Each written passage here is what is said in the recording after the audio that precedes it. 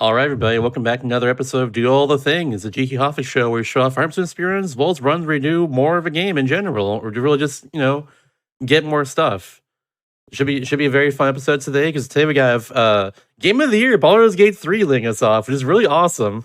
I'm excited about that personally. But also after this, we got Link to the Past 100%, another classic. Game of probably that year, 1991, I want to say, but I could be wrong about that one. Who knows? By the way, it should be a very fun one. I'm excited to get this one started. So, hello, May. How's it going? Hello, hello. Glad to be here. Heck yeah! Tell me what we're gonna be seeing today. We are going to be playing Baldur's Gate 3 All Acts. So this is a much longer run compared to the 80% run, where we go through all 3 acts of Baldur's Gate 3, whereas the 80% run stops at the first 2. That sounds very fun to me, honestly. And like, you introduce commentators as well too. Sure. How about you guys on the couch get going? Yeah. Hello, I'm Kronos, and I also speedrun this game. And I'm Gyu, so I'm also a runner for this game. Heck yeah! So in that case, whenever you're ready, let's get counted down and we'll start it up. All right. So first things first, we have character creation before we get into the actual proper run. So a few things we're going to go over first is firstly the race. We're going to be playing as a deep gnome for this one. That's for a few reasons. First of all is that we have to be small for a few glitches we're going to be doing later on, as well as deep gnomes get an advantage on stealth checks, which is going to come into play later for a few checks we're going to be doing.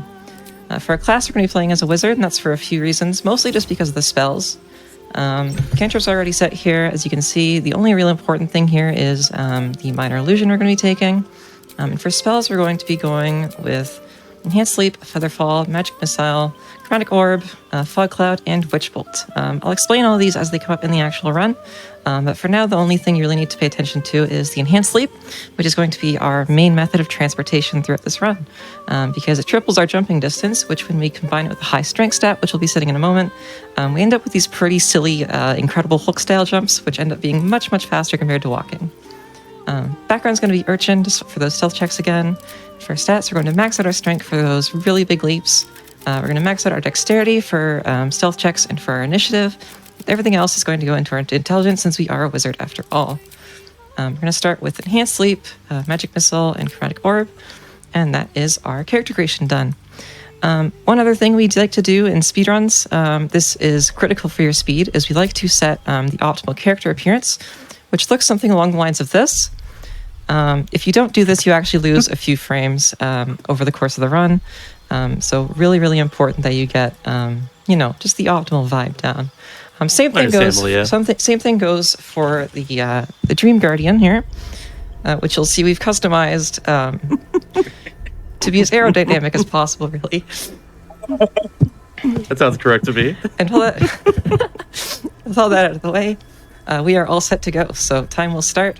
In 3, 2, 1, and go. So right out of the gate, we're going to start off on the tutorial nautiloid here, where pretty much our character has been kidnapped aboard this alien ship by a whole bunch of monsters called Mind Flayers. This is where you first meet your companions. You go through a whole bunch of tutorials relating to combat, and we're just going to blast through it by clipping through a wall pretty much immediately, by dashing a few times, and then jumping on this specific pixel. So now that we're through here, we're going to dash one more time, just to make sure that we can stack as much movement as possible, and then we can run across the room.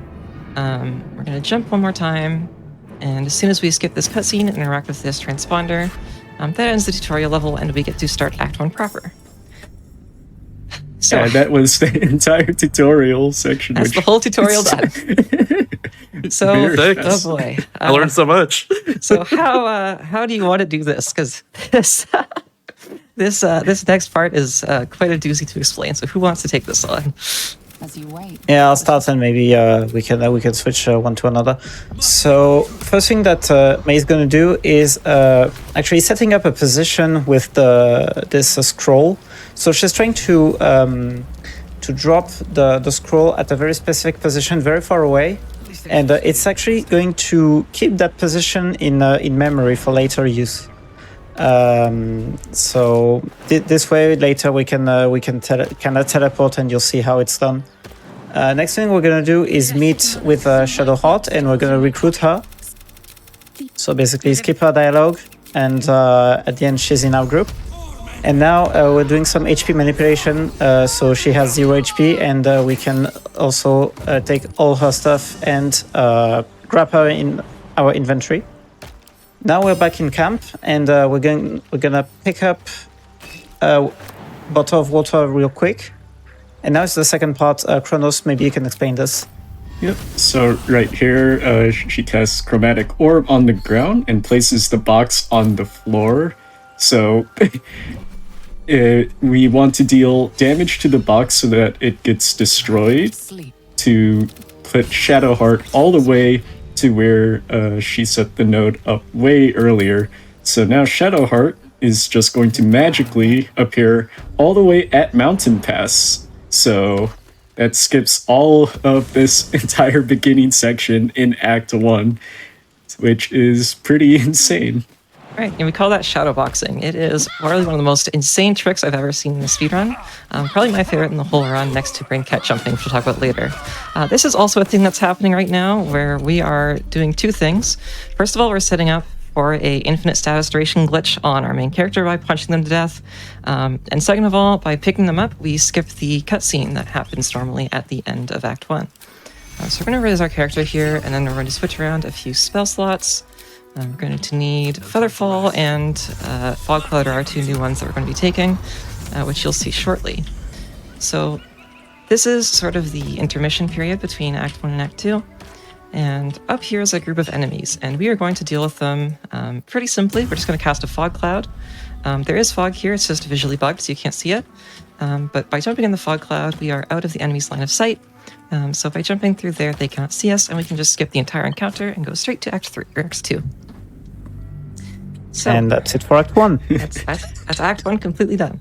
So Act 2, probably my favorite act in the game. This is where you start to deal with pretty much the main antagonist of the game, which is the Cult of the Absolute.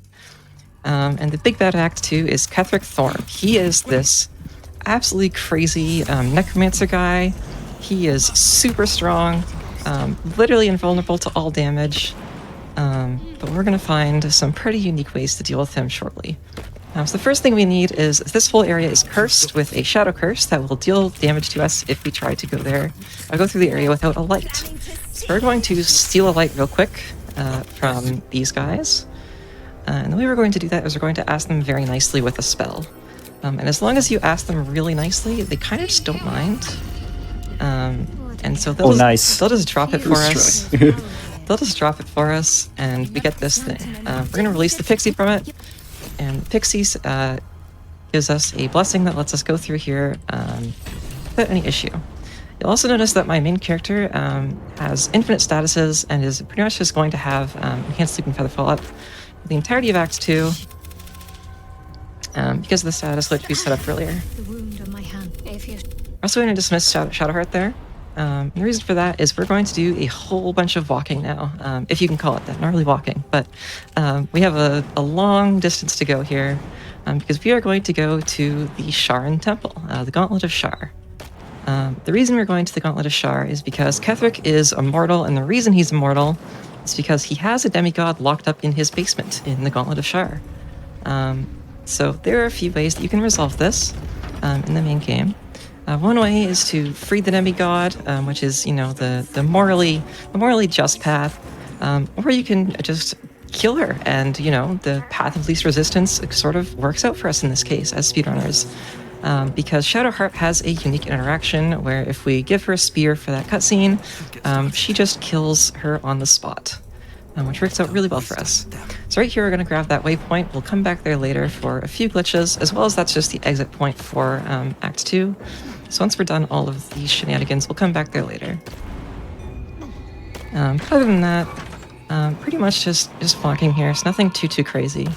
The next thing coming up here is going to be a really, really minor skip with ya boy Raphael, everyone's favorite Disney villain.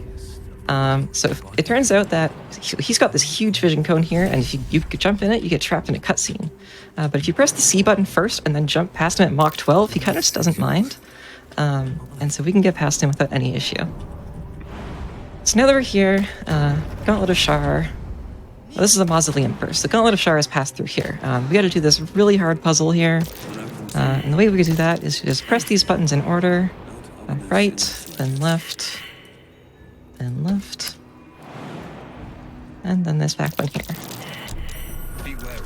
And I'm going to walk through here a little bit, because otherwise I'll bump my head there. And we go through here, and now we are in the temple proper. So Gauntlet of Shar, what is this about? This is all about where Shar's initiates, Shar being pretty much the goddess of shadow and darkness and all those things edgy, would pretty much come to prove themselves as her dark justiciars. And fortunately for us, our companion Shadowheart is a cleric of Shar. And this being a standard Sharan temple, she happens to know a few shortcuts through here. So we're going to recruit her back into our party. And we're going to buff her up again with Featherfall and Enhanced Sleep.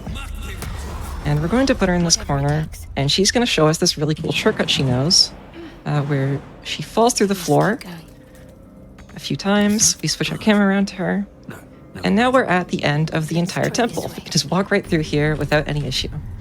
So now we can just go through the end of the temple, right? Well, not quite, because we still need to get a spear, because it turns out that the immortal demigod is indeed immortal, and the only way we can deal with that is by using a certain spear on her, which we will find deeper in there. I'm also using Minor Illusion to attract all those guys around that little cat that I summoned, and by doing that, we can just skip that whole encounter. So up here again, I'm going to quick save just in case this goes sour, because this is going to go a little spicy depending on our dice rolls. A bunch more enemies in here, so we're going to cast Fog Cloud here. We're going to use the same trick we did earlier. Hide and hope we pass the stealth rolls. Cool, and by jumping onto that stair and mashing our jump key through there, we can clip through the wall and get past this whole puzzle area. We're now going to use a barrel on this wall, because past here is where we will find the spear. So by dropping a barrel right here, and going on this corner, we can kind of just mash our jump through the wall, and we are through. So here's this super fancy spear that we're going to use to kill a literal demigod. And now that we've got this, we can go join up with Shadowheart at the end of the temple. And now I'm going to need some help explaining this, because this is quite the sequence of events that's going to happen here. This must be the last pull, right? Yep. So right here, May's going to be using the cutscenes and basically going into multiple cutscenes at the same time. So by doing that, it locks your character into a certain position. So while Shadowheart's entering the Shadowfell, your tab, in this case, is going to the prison where Ketheric will be.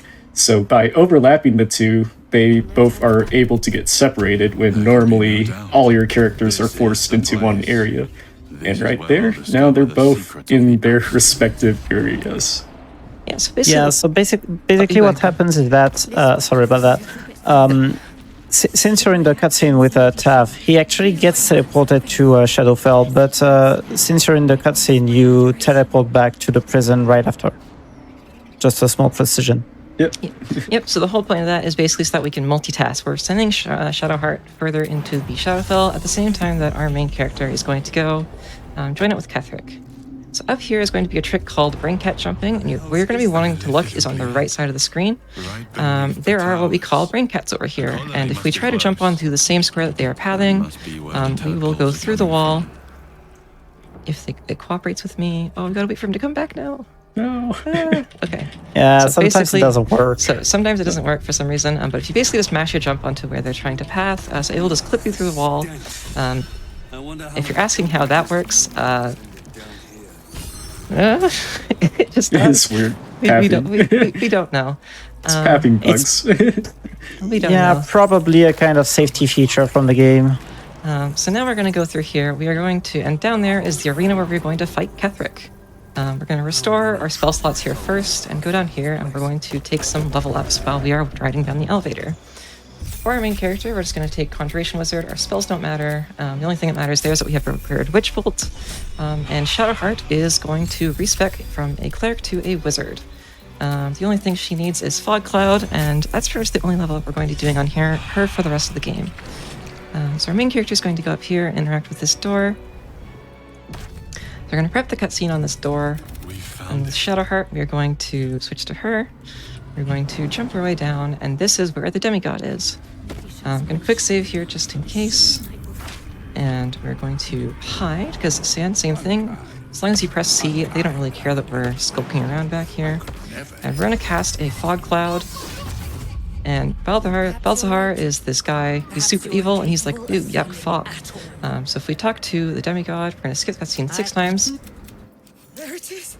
And now the demigod is dead off screen. So now that the demigod is dead, Ketheric is vulnerable to damage, and we can finally actually go and kill him. And you might be wondering how we are a level 2 character, and Ketheric is a level 11 necromancer, this super buff, super jacked guy. How are we ever going to kill him? And the answer is by doing these shenanigans. Oh, I could change the difficulty here, I just realized. Okay, so we're going to change the difficulty there just to make sure he has lower HP. And now we've attacked Ketheric with a Witch Bolt, and he has it attached to him. And we can kind of just zap him infinitely, since if you see the vision cones here, which is the route on the ground, these are what would trigger him to go hostile. We are not standing in any vision cones at all from this position, which means we can kind of just zap him infinitely until he dies. And because we have that infinite status duration up from earlier, we also have infinite Witch Bolt, which means we do not have to recast this at any point ever. We can just keep spam activating it, and he will just take damage over and over again until he eventually dies. This is also where that water from earlier is going to come into play once we hit phase 2 here, which is the Avatar of Merkel. Ketheric gets super mad, his god gets super mad. They're like, oh, you're killing my chosen, how dare you? And so he turns into this super giant skeleton, but fortunately he has the same Witch Bolt attached, so we're just going to throw a water bottle at him. And what this does is this applies the wet status effect, which means that they take twice as much damage from lightning. And we can just do the exact same bread and butter trick over and over again, and this will take him out very, very slowly. But we just spam it over and over, and eventually he will go down. One thing we can add is that you've seen May like switching her actions for a very long time during this fight, and even before and after. This is called animation skip. It just reduces the cooldown between attacks that you can do, pretty much. Yeah, so it's an animation cancel that lets us do things a little faster. And there's our beautiful Dream Guardian, as you can see. We actually got quite the time save there with that appearance. So now we are all pretty much done Act 2. We're going to do a few things here before we leave, just as housekeeping. We're going to go talk to our boy Wilburn Bongle, incredible gnome names. And he's going to give us a whole bunch of gold for no reason. And we're going to use that for a respec coming up in just a bit. So we're going to go through here and pretty much just leave Act 2. We've got one cutscene to skip here. And once we leave here, we can travel with our main character to the road to Baldur's Gate. I have to switch to Shadowheart just to get her out of the Shadowfell real quick, because otherwise she's in a danger zone right now, and so we can't leave the act while she is there. Switch back to our main character who is on the road to Baldur's Gate, and as we go past through here, we can interact with this area transition, and we are all done too. So, Act 3. This is probably not quite Act 3 yet. Well, okay, interlude. This is what we call this the Gith intermission, because this is where we get attacked by a whole bunch of Gith at our camp. So the first thing we're going to need to do here, very important, is we are going to send Shadowheart to her doom immediately. Shadowheart really just gets the short end of the stick over and over again in this run. It's really unfortunate, and so off she goes. The reason we're doing that is because we need to set up for Skip will be doing in about a minute here, and also Jahira is here now. This is because of the way that we resolve the last light cutscene. The game doesn't really know how to handle all of the shenanigans we do between the Shadowfell and with our Shadowfell and our sequence breaking. And so Jahira just shows up here because it assumes that we resolve last light peacefully and everything's good. So now we're going to respec Jahira into an Eldritch Knight. If any of you can talk about what I'm taking here. Yep, so we're respecting Jahira as a fighter. This is for very specific stats that we will be using, primarily strength and a few cantrips that are pretty useful, along with a lot of spells. So one of them is Mage Hand, which I believe you're going to be doing the Mage Hand skip here. Yep. So we'll be using that along with a bunch of other spells, including Enhanced Sleep and Featherfall, the same movement spells. And then we're also going to be taking Invisibility as well. Yeah.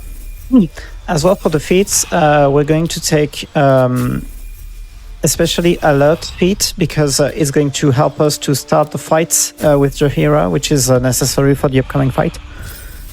And also everything necessary to get up to 20 strengths, because it's just longer jumps, and also it will be helpful to throw people later on. Alright, so this is called... Did we give a name for this? I don't even remember. This is the gift skip. Yep. So what we're going to do here is we're going to summon a mage hand. We're going to take a... Where's my action surge? Oh, I already did it. Okay. We're going to dash so we can get up here. We're going to walk through this portal, and we are going to absolutely mash our mage hand and their dead Shadowheart.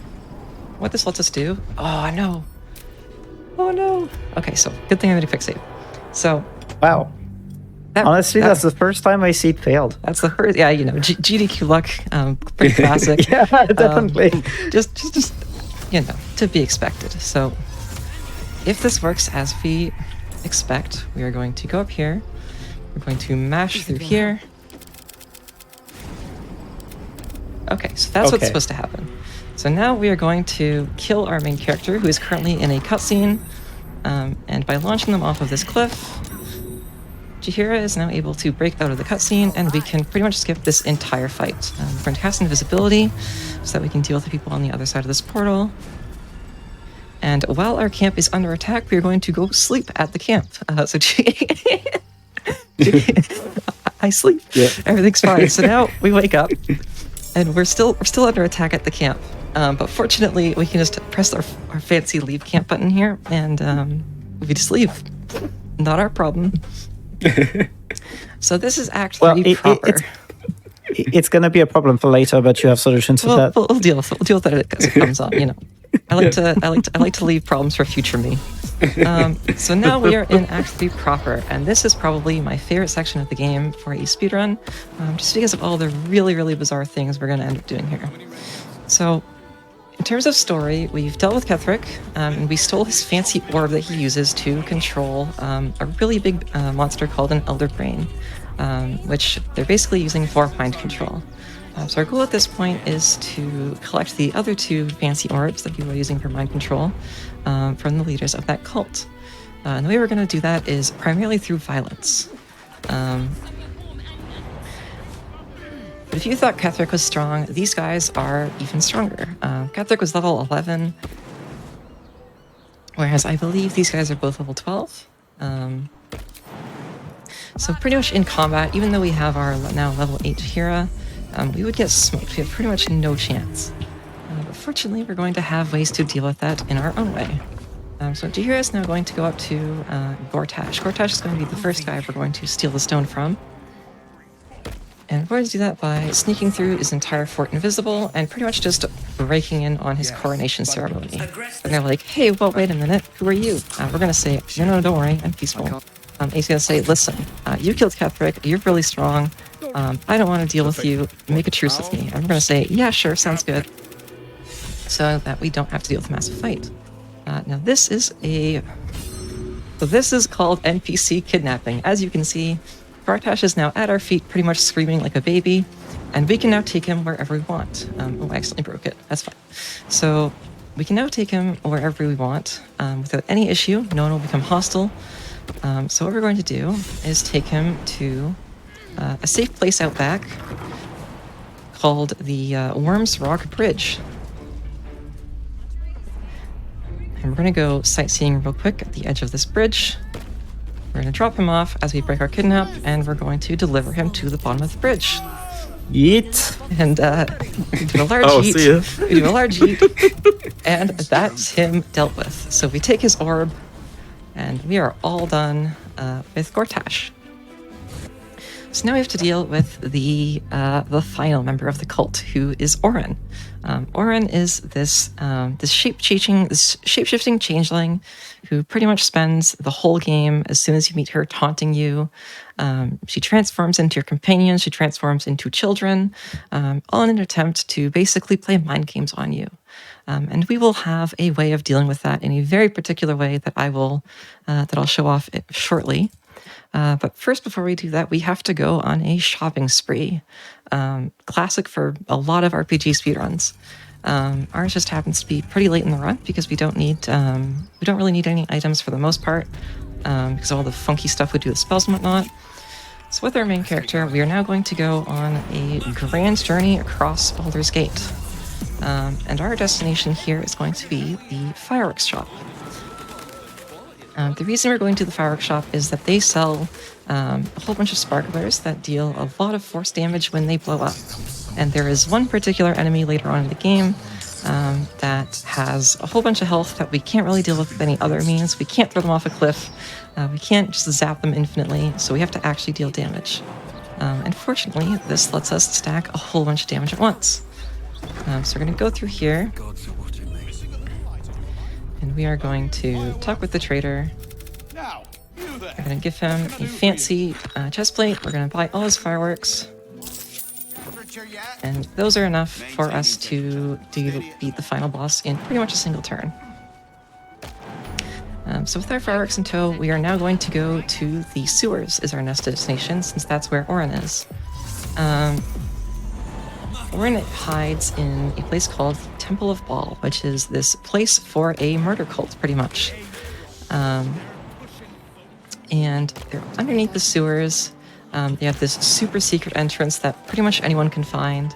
Not really secret, actually. But anyway, point being, that's where she is, and so we are going to go haul it there as fast as possible in order to deal with her. I also like to imagine pretty much just how all the NPCs around here feel with this turbo Afro man jumping through here. Just an absolute beauty of a man. So now we're in the sewers. We're going to jump through here.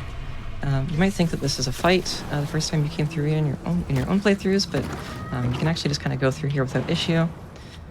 And now is one of my favorite tricks in the whole run, because of how silly this is. We're going to quick save here, just because this can go a little sideways.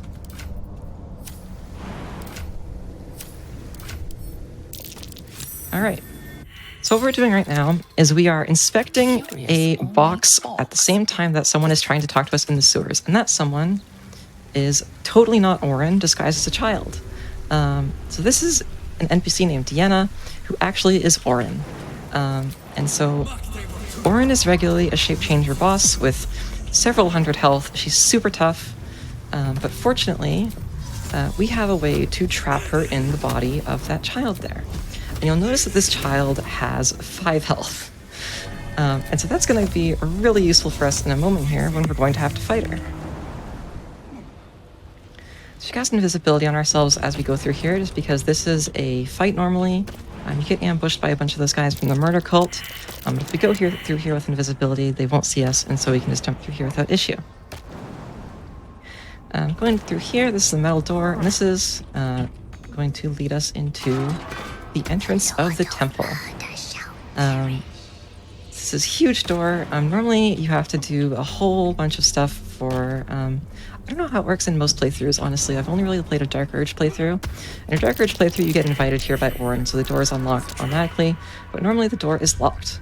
Fortunately for us, we have Misty Step, and so we can kind of just go through here without problems. Fun fact about this is that this is actually a one-way trip, so if you ever get your character stuck in here by doing what I just did, you cannot actually get out, ever. So don't do that in your own playthroughs. So now we have, this is going to be an intense Orin fight. Normally you can't damage children in this game. Up here is Orin. As a child, you normally can't damage children. But if you turn on non-lethal attacks first, then you can. So we're going to damage her enough to kill her. And that's Orin dealt. Oh, no, you stun her. Oh, sorry, so we stun Orin. Of course. Of course. That's Orin dealt with. We now have her stones, and with Jahira, we're going to go back to that Temple of Ball waypoint that we got earlier, and we are ready to proceed to the end of the game. We have all 3 stones. So up here is where we're going to go into the, I forget what it's called, the brine pools, I think? Morphic pools, yeah. Morphic pools. Or, yeah. Up here. And so this is going to begin pretty much the final sequence of the game, where we go to fight the brain. We're going to enter turn-based mode there, just because if we're a little slow, we can sometimes enter combat. Enter this skiff, master the cutscene, and we are now in the final area of the game. So, this area, what's there to say about it? We start off, unfortunately, Shadowheart's about to get the short end of the stick once again, because we are going to kill her for yet another shadow box, similar to what we did at the start of this run. If we bring her up here, we're going to switch to balance.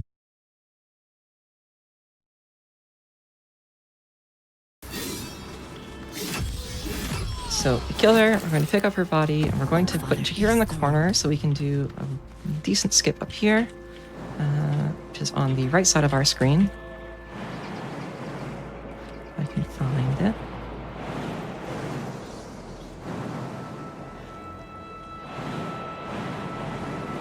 Yeah, this Chronos, jump where is is it? pretty tricky. Yeah, this I jump think can it's be a a pain. bit down there. I think it's my compass that's off a little bit. I need to recast this too. Yeah. Where is it? Textures are also different than what I'm used to, so it's kind of weird. It's the compass, I think, is what's giving me You issues. actually don't need to spam interact to get the right spot.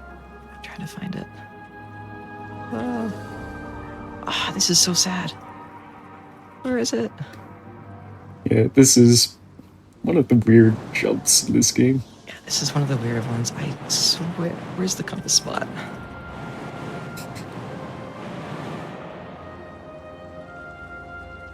Where is it? I swear this works. I promise. It's just it's the GDQ curse. Okay. Yeah. Okay, there we Yeah, go. we guarantee you there it we are. works. Hey. So we got there eventually. Anyway, point being, so we go through all that. We're gonna sneak, and now this brings us to pretty much the end of this section of the Morphic Pools. The whole point of this section is that we can go fight the final brain, or the Elder Brain. So in the normal playthrough, you go up here to fight the brain. Why can't I not? Oh, you got the There we jump go. bug. You need to reload your game, so quick save, do quick I? load. Yeah, quick save and then quick load. I have Fix it. never seen that. Yeah, Yeah, I've had if that you're like 2 days ago or something. yeah, That is so the if your first time jump I've ever gets gotten if your jump gets interrupted when you jump and then you get stunned or you do an animation cancel, you will bug out your game and you can't cast any spells, can't do any actions, and the only way to get out of it is to quick save and quick load your game, God, I got it or you can travel. Yeah, you got it I again. got it again. Wow. Yeah, that's what happens. That's That's why. Yeah, so it happens if you're mashing jump in this section because of the stuns that the brain is doing. So to get around it, I normally just wait until you pass or fail the check. So Okay, so just safety things. that out of the way. Now we're going to use the shadowboxing trick we talked about at the start of the run. And the reason we're doing this is that Shadowheart's dead body can trigger a cutscene up here. And so by her triggering this cutscene for us, we don't have to watch it. So we're going to break the box. We're going to see a whole bunch of words show up around this crate. Transform, and that means that we are good to proceed. We've managed through this, and we are now in this spot. You'll recognize this from earlier in the run, where we skipped through the area by killing our own companions. And so because we did that, a whole bunch of hostile people are still up here. And so that's why we need invisibility, because if we don't do that, I need to level up. I'm gonna have alert if I don't. So if we don't have invisibility, we will not be able to get past here without being detected. So we just make sure we have that up, so we don't get absolutely demolished by these guys. So we're gonna go up here, and our Mind Flayer friend says, "Hey, look, we need to eat this guy. We need to assimilate him so that we can wield a whole bunch of stones." We're gonna say, "Okay, cool. Make me a Mind Flayer so I can do that." So we turn into a Mind Flayer, and now we are a Mind Flayer for the rest of the run. And now we're going to repay him by punching with the spear. He says, "Do not talk to me again. We are done." And he gets super mad at us. And the reason we do that is because that dismisses him for the rest of the run, so we don't have to deal with pathing a whole bunch of characters at once. Now Chihira's gone. The reason Chihira is gone is because, same thing, we just don't want to path a whole bunch of characters at once. And now we're going to pretty much fly our character up to the final fight of the game.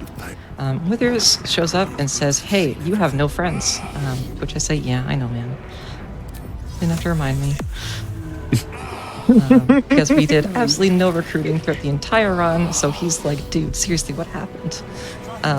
Up here, we're going to take the safe route through because this is GDQ. And we are going to fly our way through here, invisible through all these cutscenes. There is a more dangerous route I can take on the right side of this area, but that area has enemies that can see invisibility, so I personally prefer to just gun it through here instead. So up here is going to be the brainstem that leads up to the final boss, and we can just warp our way up to the final boss by nudging against the stem. I'm going to cast Misty Step up here, and it's going to teleport us straight up. So now that we're up here, we are going to walk up to the stem, cast invisibility on ourselves one more time, and interact with the stem since we are now prepared to do the final fight. Emperor is super mad at us still, by the way, so he does a whole bunch of taunts. We're just like, "Dude, I barely know you." So now we're here, but we're invisible. We are not in combat. It's the final fight, and we are allowed to just go through here. And the objective of this fight is to use this item onto this crown so that you can dominate the brain. And by stacking the alert feat with being invisible and going first in combat, we can do that in one turn, such that we don't have to. We don't really have to do any of the actual combat. So remember how we went shopping for fireworks earlier? Well, here is where we are going to use them. We're going to set the difficulty to Explorer, and we are going to toss these down at the brain such that they explode. So you're going to have an issue there. This should be fine. This is just a time loss, but it's fine. Yeah. It's a little time loss. So normally you can do that in one turn. I got a issue where my Mind Sanctuary got depleted, which normally allows us to use both of our actions as bonus actions and actions interchangeably. In my case, it didn't work for whatever reason. If you're on patch 4, I think it's because you switched difficulty way too late. All right, so now... But yeah, it works. Oh. Happy New Year. So Happy New Year, Happy New Year. Happy New Year. And we're going to take the evil ending. We are going to seize the moment. We're going to skip the cutscene and time. God dang. What a run. That was really cool. So that's everything. Little bit rough on the RNG, but it's to be expected because it's GDQ.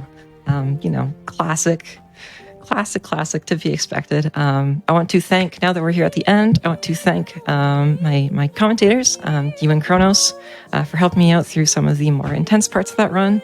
I want to thank Mr. Ogam, who is the most insane person anyone has ever met. He did a significant amount of glitch hunting and routing for this game.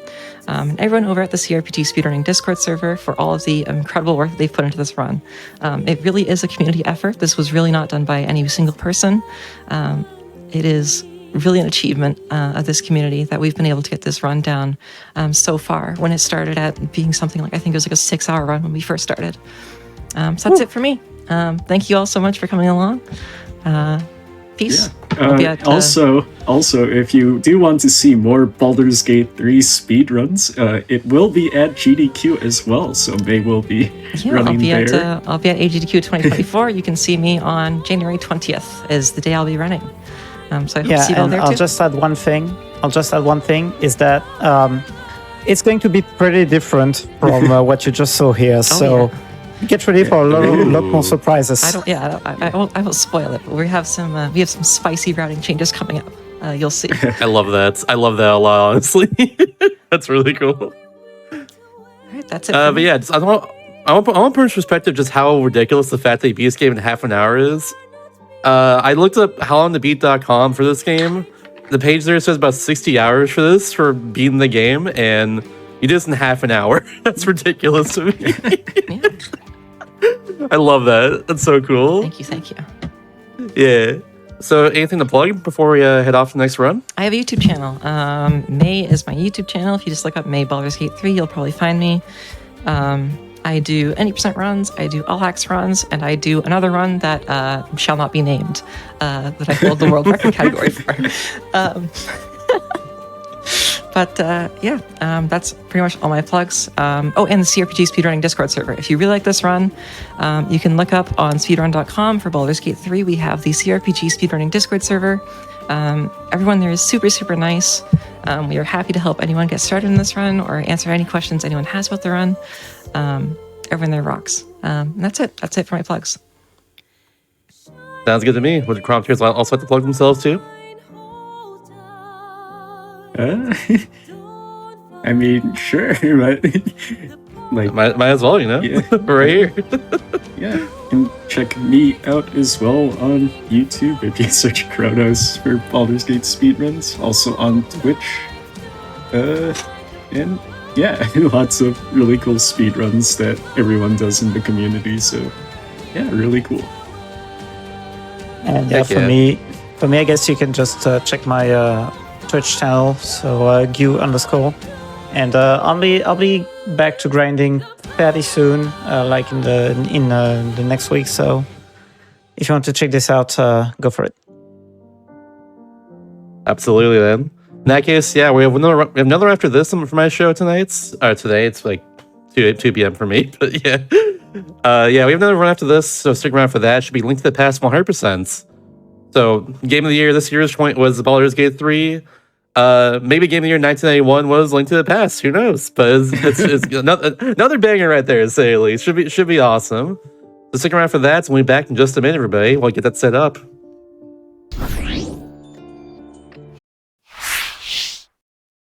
All right, everybody. Welcome back to Do All the Things once again. The GDQ Hotfix show, we show off 100% speedruns as well as runs where we do or collect all stuff in the game. Like all bosses, all levels, all items, etc., etc. Right now we got 100% run Link to the Past in 1 second, but first I got to read off a few announcements. So, prize submissions are live for Awesome Games Done Quick 2024. If you're a crafty or have a unique gaming prize you'd like to submit, go to gamesdonequick.com for more info. Submissions for that close January 1st, so very soon, only a few days. So if you have a prize, get those in. If you want to see more Hotfix shows in the future, and want to know what's like the schedule in general for this week, or for next week in general when it gets up, go to gamesdonequick.com/Hotfix to learn about our shows and see what's coming up. And join us as well February 17th and 18th for celebration of Black speedrunning talent and Black joy, because Unapologetically Black and Fast is back. Submissions are now open for UBAF through January 9th. Use the command UBAF in chat for more information. I like saying UBAF personally for that, but I don't know. I like funny words. But yeah, do that for sure. But yeah, with that being said, let's get into the run. Hello, Enchan. How you doing tonight? Absolutely. All right, but yeah, this is The Legend of Zelda: A Link to the Past, and I'm very excited to be here. As I had a GDQ run earlier, like 2 months ago, and I'm very excited to be back again. This time with a speed game that really got me into the speedrunning scene. So it's a very exciting opportunity to be a part of this. And today I am joined by Fricker22. Would you like to say hi? Hello, everybody. I'm Fricker22 here. I also speedrun this game and looking forward to some fun 100% nostalgia of a classic Zelda game. All right, then. So I guess without further ado, let's go ahead and get started. 5, 4, 3, 2, 1, go. Okay, so this is The Legend of Zelda: A Link to the Past for the Super Nintendo Entertainment System. It is the third Zelda game in the Zelda series, and the category is 100%. So in 100%, I have to get all the heart pieces, all the heart containers. I have to get all the items. I have to upgrade everything. I also have to complete all the dungeons. The opening every chest is optional. The maps and compasses are optional. The pot of happiness that increases your bomb to arrow capacity is also optional. And then also, some items have multiple tiers of upgrades. And if I'm able to get the highest tier right away, then I am allowed to skip any other mid-tier variation. So starting off right away in the beginning of the game, there's a bit of an optimization that I am doing that is very hard to notice if you are just watching people do runs of this game, and that is that anytime I am facing left or up, I am mashing the D-pad, and that is a technique that's known as pumping. Fricker, would you like to talk about how pumping works? Sure. Pumping is basically mashing. So if Link is facing up or left, you mash the D-pad to basically give Link a chance to reset his walking animation speed to be faster. If you're facing up or left, you actually move starting at 2 pixels and then 1 pixel per frame. So if you mash while you're moving in that direction, it gives Link a chance to reset that so you can speed it up a little bit. Yeah, and it saves about it adds up to being a few seconds over the course of the run, but it's a free time save that you can do if you're not doing anything else. So here we are in Castle of Hyrule. We have to save Zelda, who is locked away in the dungeon of the castle, and coming up in about a few screens from now is normally the first item that we get, which is the boomerang. But we're actually going to be skipping the boomerang, which sounds kind of weird for a 100% run, because you have to get all the items. But we're going to be skipping the boomerang this time, and that is because later on there is going to be a chest that contains the upgraded boomerang, and so it's much faster to get that boomerang than to get this boomerang and upgrade it later.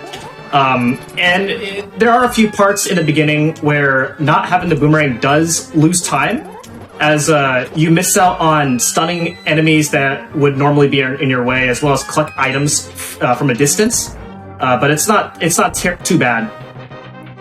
And then coming up is the first mini boss, which is the ball and chain guard. It takes 8 slash to beat him, but he's also a pretty scary enemy because he does 1 heart of damage if you get hit by him.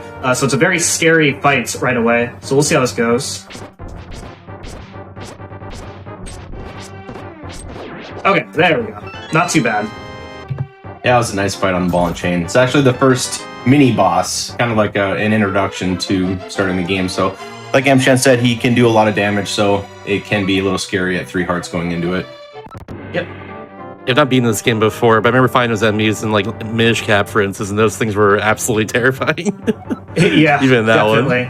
one. They look terrifying. It's the giant chain. It's intimidating. Yep.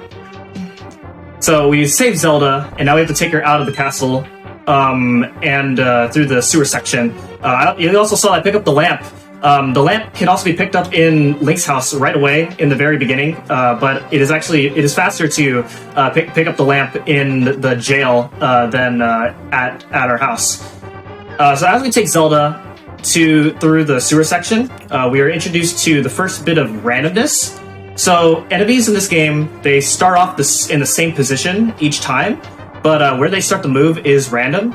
So one of the optimizations comes down to reading and reacting to whatever enemy patterns are given to you through every room in the game. Yeah, it's basically what this first section comes down to, especially the back half, is just reading and reacting to the RNG and where the enemy's going to be, and just being able to avoid unnecessary damage. Mm-hmm. So we need Zelda and the lamp to move this out of the way in order to reveal the secret passageway into the sewer section. So here we go. So let's see what happens here. This next screen is kind of tricky to go through without the boomerang. Okay, so sometimes you can get like a wall of snakes to where you either have to slash them out of your way or just take a hit through them. But what I just got there wasn't terribly bad.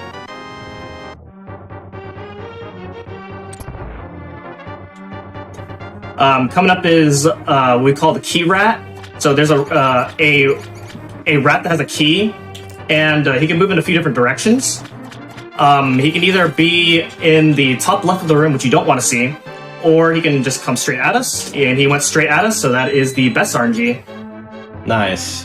Very good. That's what you want to see in that room. Yep. Okay, so a couple more screens left to go before we reach the end of this part.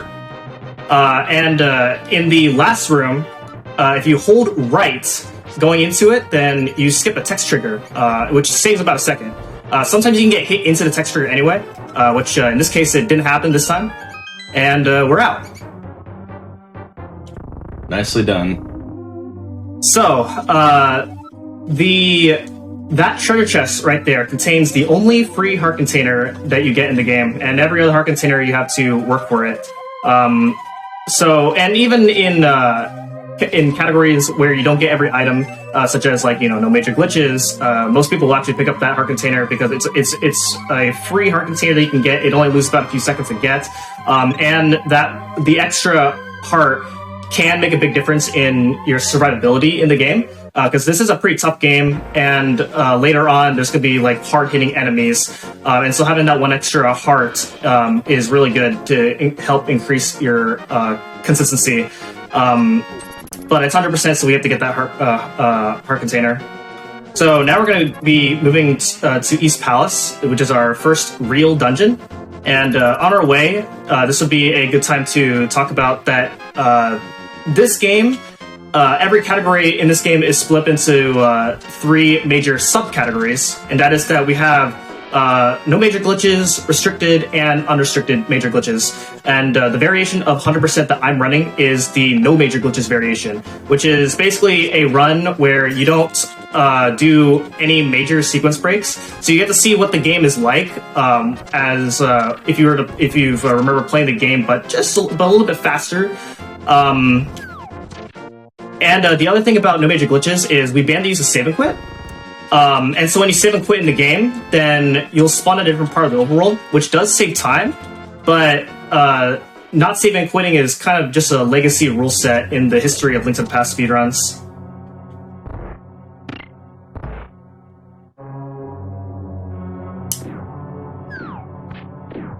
So here we are in Eastern Palace. It's a very straightforward dungeon in here. Coming up in about a couple rooms is a room where there's normally 4 Stalfos, but if I move in a specific way, then only 2 will spawn, and I can actually throw the pots at where they're going to appear at, as I know where they're going to spawn. Just like that. Nicely done. And I'm going to pick up a few extra arrows in case, in the off chance that I get unlucky and I don't get the arrow drops that I need towards the end of this dungeon. And then in about a few rooms from now is the first major sequence break. So normally it's coming up in the room where we're about to get the big key. There is a bunch of enemies, and you have to defeat all the enemies in order for a group of anti-fairies to not surround the switch. But if I use the iframes, then I will grab the switch without having to kill any of the enemies. And let's see how this goes. Yeah, the iframes that Link gets lasts a full second, so... Nice.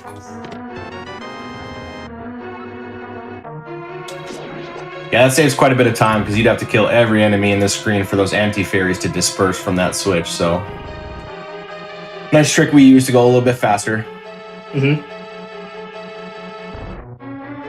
So grab a few more arrows, and then we're about to get the item dungeon, which is the bow.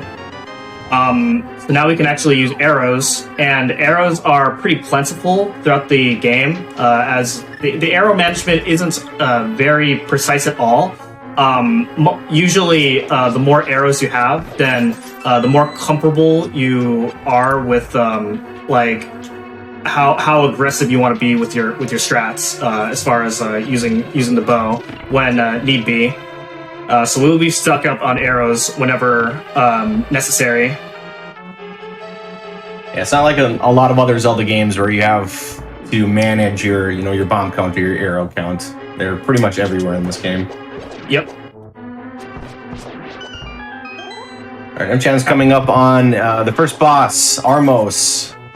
So what he's going to do, he's going to do a top right strategy where he's going to actually fire 5 arrows to the right and then the rest of the arrows down in a specific timing pattern to actually get that's not good. Oh yeah, one broke free there. That's okay. So with this Armos, you can get a quick kill, but here, as you see, he regenerated in red, so he got full health, which isn't too bad. So we had enough arrows at the time, only a few second time loss, but still a pretty good fight. Yeah, so what I was trying to do, and what Fricker was trying to explain, is I was trying to do that fight in a way where the last Armos won't turn red by the time I kill all the other Armos Knights. But I shot one extra arrow at the beginning, so I killed the one that I want to save for last. But that's okay, not a big deal. Yeah, it happens. Yeah. So now we're going to go to Sahasrala's hut over here, now that we got the pendants from the first dungeon, and we're going to get the Pegasus Boots. So the Pegasus Boots is an item that lets you go really fast. So the pacing will start to pick up from here, we're going to be dashing quite a lot. So we're going to go back over here and grab some bombs as well as some rupees, as we do need those for later on. And then we're going to be doing the first trick with the Pegasus Boots. So we'll see if I can get this. Yeah, this will be the super speed that he's activating here. So he's going to release a spin and then hit the dash 1 frame after the spin release. Sometimes it's a little finicky. Okay, I'm just gonna go. I'm wasting too much time. There's plenty of other instances where we do super speed with the spin speed technique, so we'll be able to see it plenty of times throughout this run. But basically, the cool part about it is you get super speed, which is dashing speed. But the cool part is with dashing speed, we don't bonk into anything, and we can utilize that as much quicker movement around the map. Yeah, and it is specific to Japanese 1.0, so this would be a good time to talk about the version that I'm playing on. So I'm playing on Japanese in order to save time on text. There's fewer text boxes in the Japanese version. And then I'm playing the 1.0 version because some tricks, which includes the super speed trick that I was trying to do, only works on the Japanese 1.0 version. So that's about a minute save overall, along with the fewer text boxes, which is another minute save. So it's about a couple minutes that you save over the course of the run, playing on Japanese 1.0. Yeah, the Japanese text actually saves us quite a bit of time. It's a lot faster, and then obviously they can express what they're trying to say in less characters in the Japanese version. But the more important thing in the 1.0 version, it allows us to do many minor glitches that we utilize in this run. Mm-hmm. Alright, so on our way, now that we got the Book of Medora, we're going to head on down to the desert, and we're going to be taking on our second dungeon, which is Desert Palace. So Desert Palace introduces how useful dashing is, as there's going to be long hallways where they really want you to utilize dashing, as it's much faster to dash than to walk across the long hallways. So the general rule of thumb for dashing is if the destination is about 4.5 tiles or more, then it is worth dashing, and for shorter distances, then it's worth walking. As you might see that anytime I'm dashing, there is the startup animation whenever I'm dashing, so it is not worth dashing every single time. As much as we want to go fast, sometimes it's not worth it. Yep. It's like I always say, sometimes you gotta go slow to go fast, you know? Yeah. Can't go too fast. Always keep them guessing.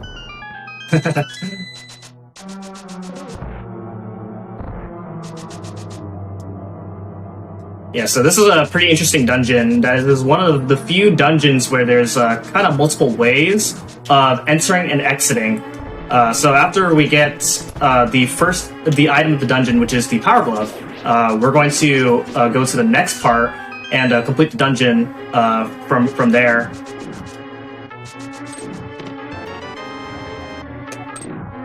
Yeah, the Power Glove in this dungeon is going to allow us to pick up specific rocks that we need to. More importantly for this dungeon, to get to the boss.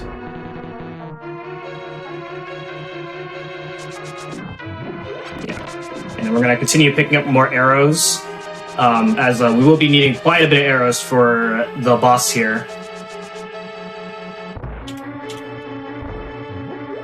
Yeah, many arrows we can get for Landmolas. It's definitely a run killer in this speed run. It's a very tough boss with a lot of RNG involved and very unpredictable movement. Mm-hmm.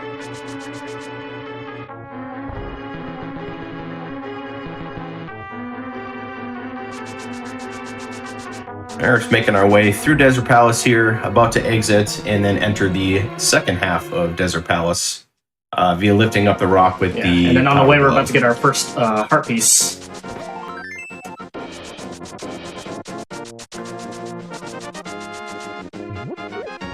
Wow, that vulture was guarding that heart piece. It was right there. Yeah, those guys are usually mean when you're exploring around the desert usually, but you can usually outrun them by dashing. You see kind of a cool technique that M-Chan just did there is called key dashing. If you can line up Link within a 4-pixel increment of the door, you can actually dash through the door without bonking. It sounds kind of hard, but this game has very convenient placements of torches and rails and walls. As long as Link is lined up with one of those, you're typically 4-pixel increment away from the door, and then you can just dash right through it, which is pretty cool.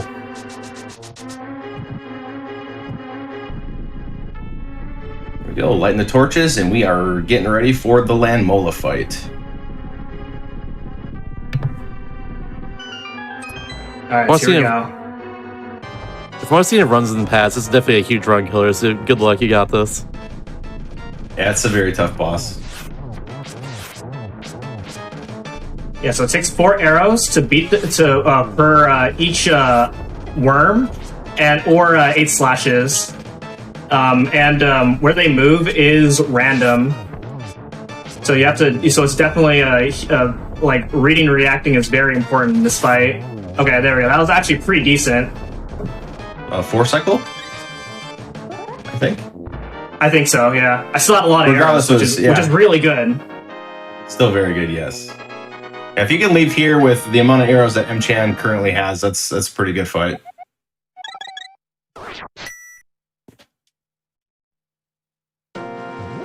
All right, so now we are going to So if you're really good, then you can defeat that fight within 2 cycles, and by 2 cycles, it's the worms coming out of the ground 2 times. But it's also random whether you get the 2-cycle or not, because Landmolas can do a short hop, which means they are out of the ground less times, which means you have less times to get arrows in. We spend many hours on that fight as speedrunners, and sometimes we just don't even get better at all. So coming up is the next Japanese 1.0 glitch, which is fake flippers. So right now, I don't have flippers, which means I cannot swim. However, if I screen transition if I jump in water and screen transition on the very last pixel before the screen transition, then I can swim in the water. And this is convenient because I'll be swimming into a whirlpool that'll take us a little bit further than where I'm supposed to go, and that saves about 6 seconds if all goes well. It can be a risky trick because if I get hit somehow, then the game soft locks because the game doesn't know where to put me. But we made it through, no soft locks, so the run continues. Easy every time. We take those. Easy every time. All right, and there's the super speed trick that I was attempting to do. So there we go.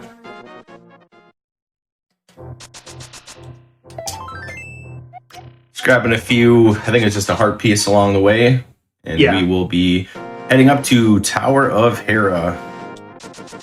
Yeah, so we're going to be going through a dark cave, and we're going to guide the old man out of the dark cave as he is currently lost in there. He's going to reward us the mirror, which is a really good item. Something else to explain about text is you can use any button on the controller to clear the very last text box, which also includes L and R, the D-pad, and start and select. So one of the things that Link to the Past runners like to do is actually count how many text boxes there are in every instance of dialogue. That way they know when to mash L and R. That way they're not accidentally using an item that they don't want to use.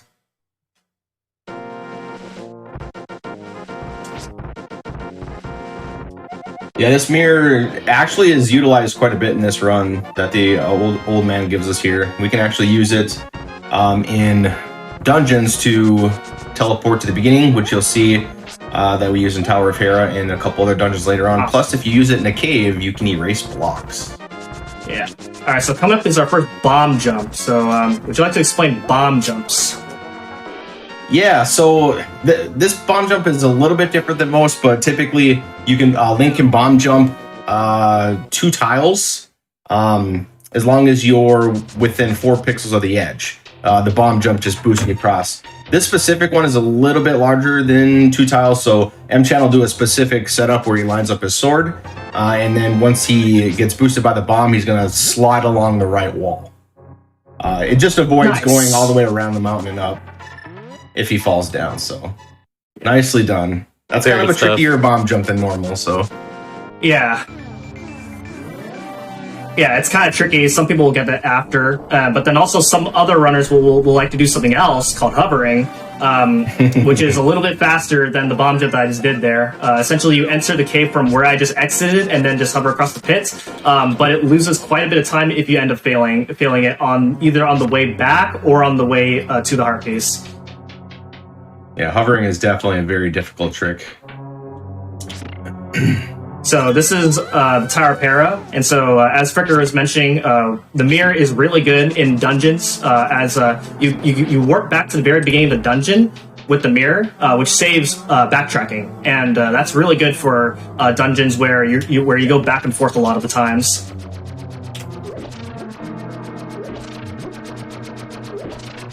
So this is the tile room, the infamous tile room. We have to wait for all the tiles to fly at us. I can do a fun little trick right here where I can stay on the peg and I'll have iframes as long as I'm standing on the peg, and these tiles can just fly at me. I can give Fricka the controller if I want to. We love breaks in our speedruns. Yeah, it's a nice little break because this particular speedrun is relentless for just not giving the amount of breaks that one should have in a longer run. There's always something to do or text to mash or dashing, so it's nice to have a little break. Yeah.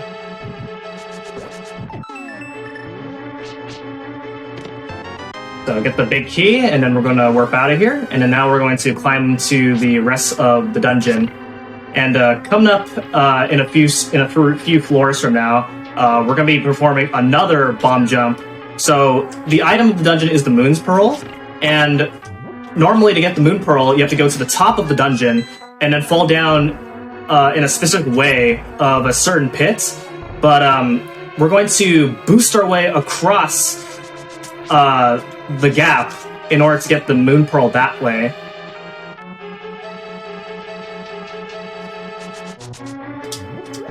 And this can be a little bit of a risky bomb jump too, because as you're lining up near the edge of the pit, if you end up falling down the hole, you're going to drop down floors and you're going to lose a lot of time. Yeah. And as you see M-Chan did a bonk there before he got boosted over, that actually extends your bomb jump by an extra 2 pixels, so it makes it a little more free. There's that free word that speedrunners use. It's the classic. Alright, so Cub is everybody's favorite boss. Nobody ever lost a run to this guy. Never. Nope, nobody. Nope, never. How could one, really? Yeah, Moldorm is... this boss is very tough. Yeah, it's very tough as a kid, but he has very unpredictable movement. You're surrounded by pits, and then obviously if you fall in the middle pit, you drop down 2 floors. But if you just hold away from an edge, Moldorm cannot knock you down. The tail will always follow the head, so it kind of helps out. And as you see, the last hit, he becomes very fast. Ooh, that was really close. Okay. Playing it safe here. All right, cool. Just dashing through to hit the I was very scared for a second. Hold my breath like a couple times there. I think I breathed like 3 times. And if Moldorm does knock you off the pit, you have to restart the fight from ground 0. So nice. Yeah, he gains all of his health back, so you lose quite a bit of time. And then also that center pit there, you can fall down 2 floors if you fall down there. So that adds more to the time loss. Moldorm just content, really. That's what Moldorm is. Yeah. Oh my goodness. So Yeah, when M-Chan you do is fight multiple times, then you start to kind of recognize some patterns, but you can never truly predict what Moldorm's going to do. right. We are now making our way toward the Lost Woods, so we can get the Master Sword. Yeah, and then after we get the Master Sword, we need it in order to defeat the Wizard Aghanim, who has taken over Hyrule, and then after that, that'll be the end of the game, right?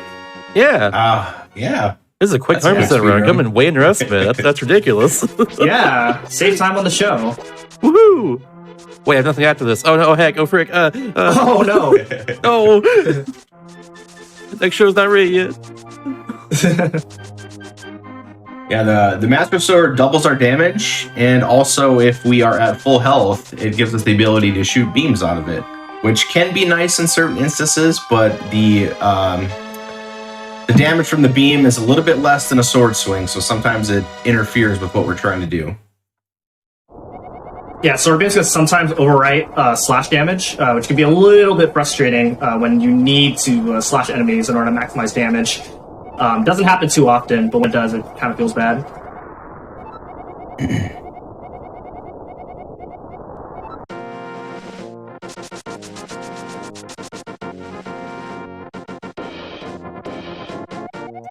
And oh my gosh, Zelda's been kidnapped again! What? No way. Wow. Doesn't happen. Who would have thought she gets kidnapped twice in a Zelda game? You'll see M-Chan grabbing the mushroom here. It was there on the way there, but even if we grab it on the way there, it's going to be there on the way back anyway, so we'll grab it there. It's ever so slightly faster to get it on the way out. Picking up some miscellaneous heart pieces. Yeah. And so now we have to go back to Hyrule Castle, and we're actually going to go to a different part of Hyrule Castle, known as the Castle Dungeon, or some other people like to call it Aghanim's Tower. So essentially, it's a gauntlet of several rooms fighting through several enemies. So it's we'll see what happens as we go through.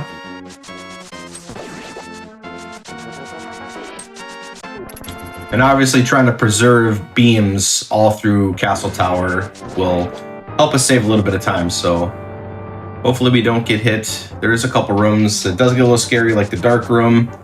A lot of enemies and bats flying around. Are we going to be serving up Dim Din on this first room here? Yes. Beautiful. Yeah, so what I'm going to do is I'm going to lure these guys to come all the way down towards me. And then once they're together, I release my spin attack, and there you go. Then what I'm going to do here is I'm going to do a spin attack on these two soldiers. Normally, runners do something else in order to manipulate this game's drop table called the prize pack, but I don't normally keep track of that in 100%. I will do that in other categories, but in 100%, since you have so much health, I usually don't keep track of the prize table.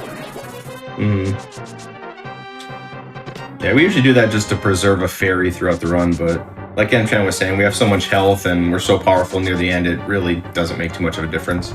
Yep. Getting through the dark room very cleanly, nice job. That can be a tough room, going through the maze and all the enemies hitting you. Yeah, and then if you have full HP, the sword beams can actually make noise, which can actually attract the soldier's attention towards you.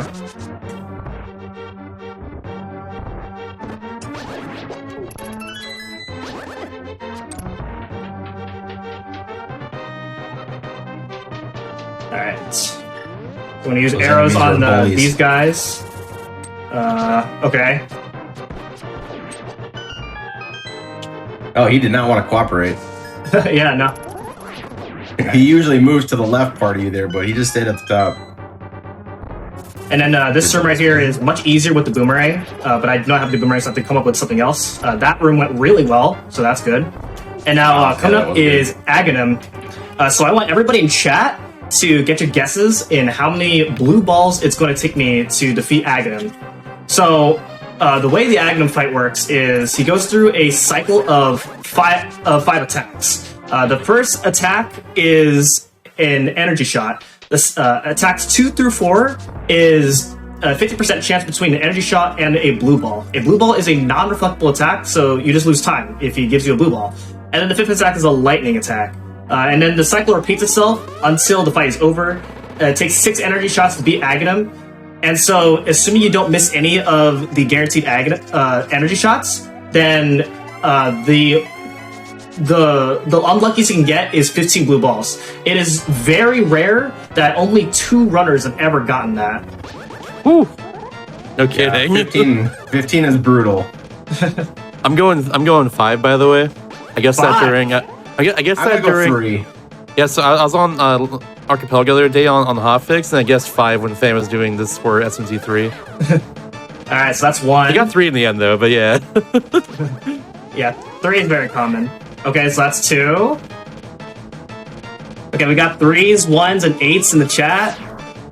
19. 3 blue balls. Someone gets 15 earlier, which is very mean. 15 would be very sad. Yeah. I agree. We're out of contention for 15, by the way.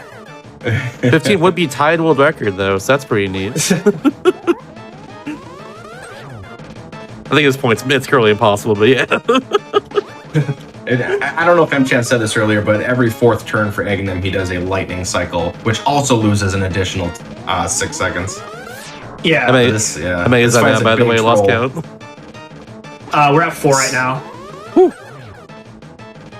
Oh, we're on pace. All right, also, 4 it is. Knows, he knows when you have good runs. If you're on a good pace, he'll give you like 7 blue balls. Yeah, and then if your run is really bad up to this point, then he gives you 0. Yeah, the game knows. Yeah, it's programmed. Right, we are finally in the Dark World. Let's so we are in the Dark World. We were in it earlier in Death Mountain, but this is when we're really in the Dark World.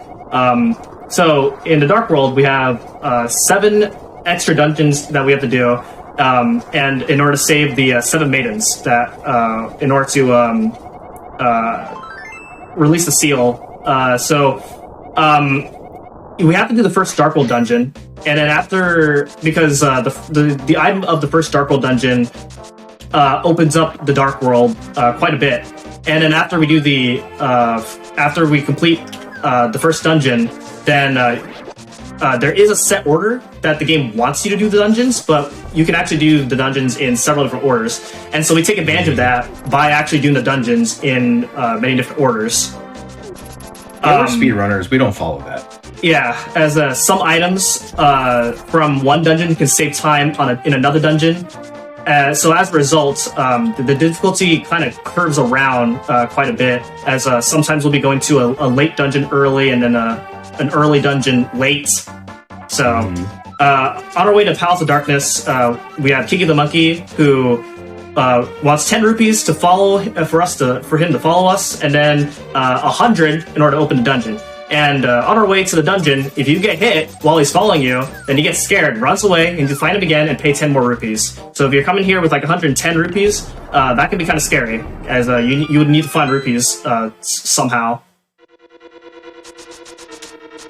Kiki taking all those rupees. What is he buying? He's just very greedy. A lot of bananas, maybe? I don't know. Probably.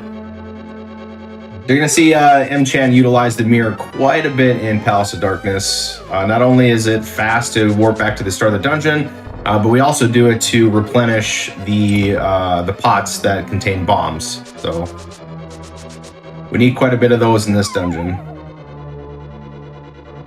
Yeah, so there's a lot of falling down to a different floor in order to get a key.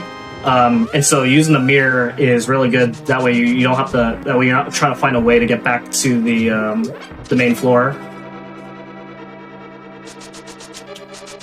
After I get this next key, we're approaching to what is, in my opinion, the hardest bomb jump in the run, which is the hammer jump. So it is a double pixel perfect bomb jump, where I have to set myself on a pixel perfect position, as well as the bomb in a pixel perfect position, in order to clip through a railing in order to get the item, the hammer, earlier than intended. All that while setting up on a collapsing bridge. Sounds like fun. Yeah. Not stressful at all. Nah, you got this. He is going to utilize pause buffers to ensure that he is lined up the bomb perfectly, as well as lining up Link perfectly. So you can actually pause buffer maybe like 30 times and still save time over getting the key in the basement. So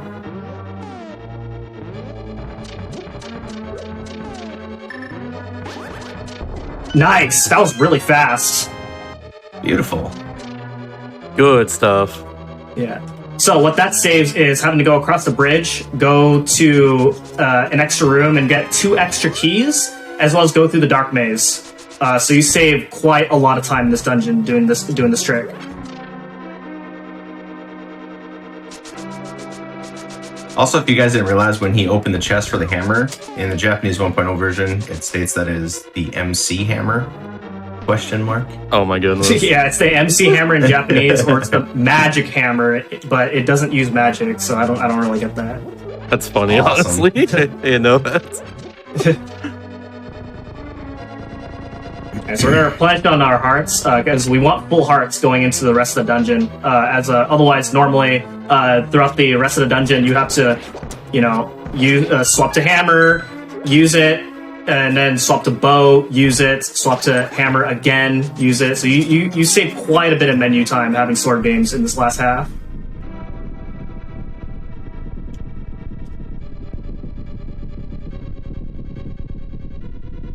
These long wall moving cutscenes. I think there's 3 wall moving cutscenes in the speedrun. Desert, Pod, and Mire. Yeah, that sounds right. So right there, use the sword moves to hit that switch without having the menu to bow in order to use it. And then coming up is the turtle room. The turtles move randomly, and if they don't give you a good pattern, then you just have a ride with these guys. We call it having a turtle party, because they just come at you everywhere. And now coming up is the Helmosaur King fight. So would you like to talk about Helmosaur King? Yeah, so Helmosaur is a bully. Any hit from Helmosaur does 2 hearts of damage. It actually takes us 17 hits to knock off his mask. We're utilizing the hammer to do that, and we're holding our sword out just to give us a little bit more protection. He does spit out fireballs and swipe his tail, and he will charge at you, all of which do 2 hearts damage. Once his mask is off, he does all of those moves combined, and he speeds up a little bit, and then it just takes a combination of sword spins and sword swipes or arrows to kill him. So good fight, M-Chen. Yeah, that was really good. That fight can be rough, as sometimes you can get into a position where you're in the bottom of the screen, Helmosaur charges at you, does a fireball attack, and does his tail swipe attack all at the same time, and you just lose lots of hearts in the process. But we didn't get into that situation.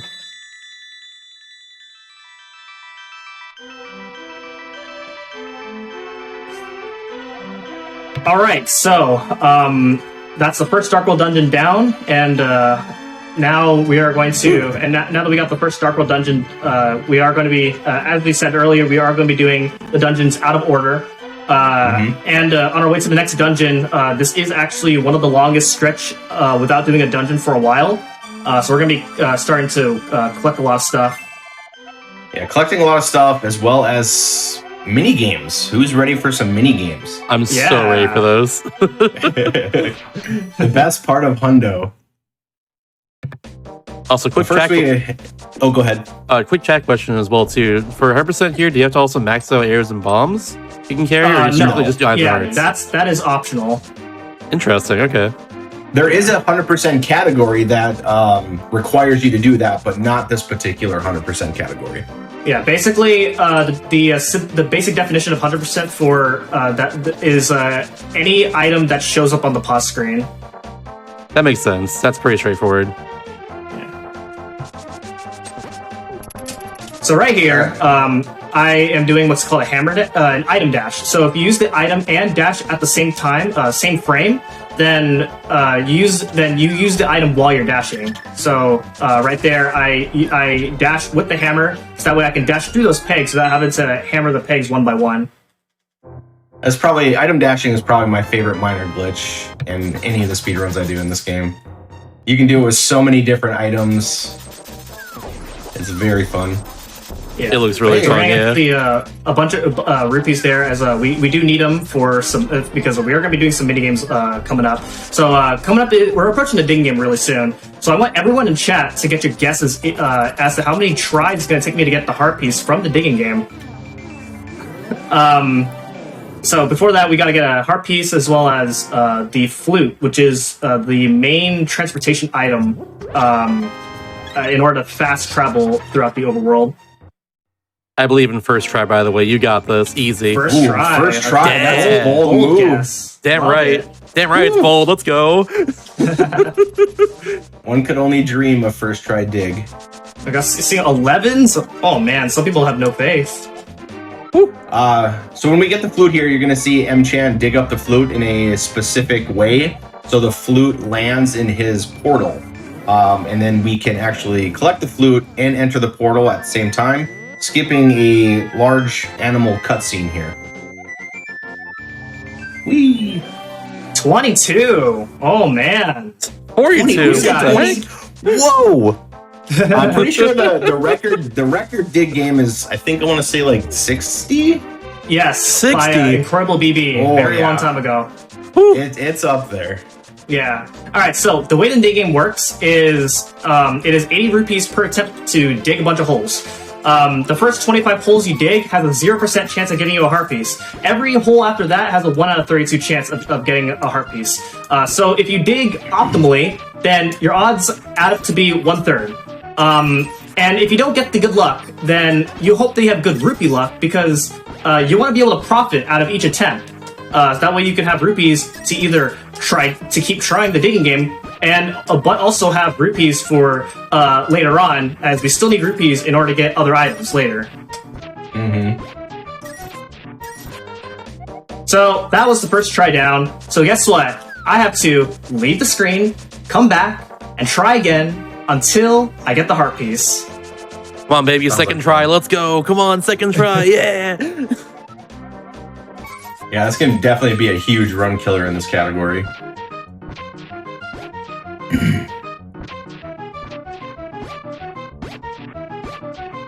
Yeah, so if you so my PB is 148.44, but the estimate is 2 hours, and that's to compensate for the off chance that I get very unlucky, because you can lose several minutes here for seemingly no reason, and that's just the nature of the RNG. Okay, there we go, second try. Let's go. That's still really good.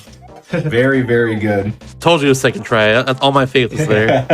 Thank you, First guys. try. But don't worry, Yeah. we have another mini game after this. It's okay. So it's not over yet because we have the chess game, and while that is fast to retry, you could still lose. You could also lose several minutes there if you're very, very unlucky. If you look at the leaderboard of this category, not very many runners actually run this game, or actually run this category, and most of the names that are even on that leaderboard, they don't run this category long term, and that's because it comes down to a point where your times come down to getting good digging game and chess game luck. And the unfortunate part is that it's about 40 minutes into the run, and so you can have the run of your life for the first 40 minutes of the run. You're nailing everything, and then all of a sudden you just lose too much time on either digging game or chess game, and so not very many people will run this category long term as a result.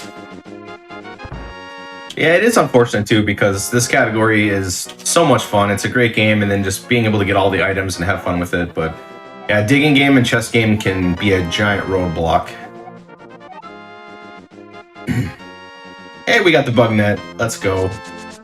Yeah, bug net is used to store items into bottles, which there will be one point where I'm going to store a fairy in a bottle as a safety for a very difficult trick later on. I'll explain more when we get to that point. So we're going to activate the flute here to this weather vane, which will activate this flying duck, which is our fast travel system. And right here I do an item dash, as normally you have to wait a few seconds in order to use the flute. But if I item dash, then I can actually activate. Then I can actually activate the duck right away.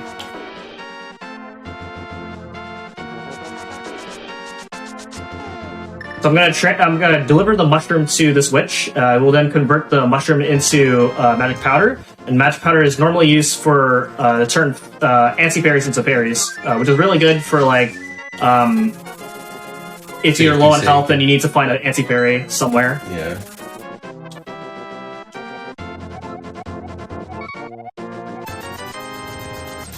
All right. We have just picked up our second bottle. Yeah, second bottle. Then we're gonna grab a couple more heart pieces, and then coming up will be the chess game. So again, get your guesses in chat as to how many tries it's gonna take me to get the heart piece from the chess game. So the way the chess game works is it is 30 rupees to open up 2 chests, and the contents can either be bombs, arrows, rupees, and a heart piece. To get a heart piece, it is about a 1 in 8 chance. In the Japanese 1.0 version, there is a glitch where you cannot get the heart piece on the first chest that you open, so you just have a straight up 1 out of 8 chance of getting a heart piece on the second chest. 1 out of 8. I like those odds. Yep. I'm gonna go third try. Third try. All right.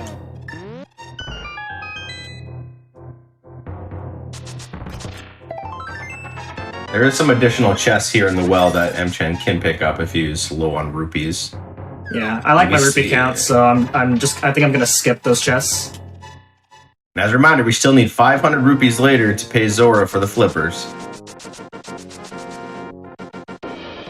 Yeah, and so again, if you don't get the heart piece, then you hope that you get some rupees in order to profit out of the chess game.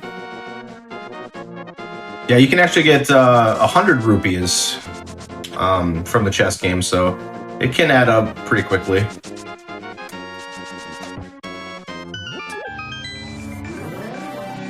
There's that hammer dash. I love the way that looks. It's just so smooth.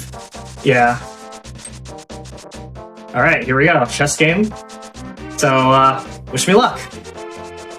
Good luck. I'm seeing a bunch of 2s, 3s, and 4s, so everybody's having faith in me this time.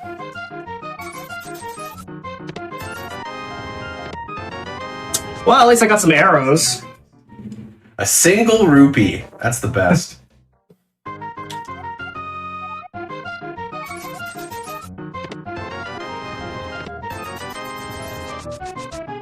Man. Yeah, fortunately, it's really fast to retry. So, on average, it's like, I believe 8 tries is the average. And for anyone curious, the worst anyone's gotten in chess games is about 80 tries by Glenn. 80. Okay, That's so I think that insane. was 4th try, so that's actually pretty good. Yeah. Second dig and 4th try chess game. I'd take that. Good stuff. Good stuff. Yeah. Probably not too surprising to some of the Link to the Past runners watching this. The lore is that I'm generally known in the community for being the luckiest runner. So this chest here is the red boomerang. It normally has 300 rupees in it, but because we skipped the blue boomerang, they put the red boomerang here, I think because we can't access Hyrule Castle anymore. Yeah, no, we can't go back to Hyrule Castle at this point. Yeah. So the game wants to be nice to you. Like, hey, you forgot the boomerang, but we'll give you a better one here. Yeah. And so the red boomerang throws farther. So that's a pretty good item. But I personally don't really like it that much. So yeah, you're not gonna see me use it that much. So we are in Thieves Town right now, which is actually the 4th dungeon. Yeah, and we're doing so we it skip dungeons 2 as and 2, 2 and 3 in order to get to dungeon 4 as early as we can. We do this out of order because this dungeon holds the Titan's Mitts, and having the Titan's Mitts gives us access to a lot of items that we have to collect, but more importantly, the Tempered Sword, so we can get a little bit more power in our damage. Alright, so coming up is the Heck Way. Try to keep it friendly here. It's a moving conveyor belt with these enemies that move randomly. Okay, that wasn't too bad. So there is a pixel perfect position. I was 1 pixel off, but there is a pixel perfect position where you can set up a dash and go straight through. But it's also random if you get even if you get the position, because the enemies just get in your way and then you don't get the dash.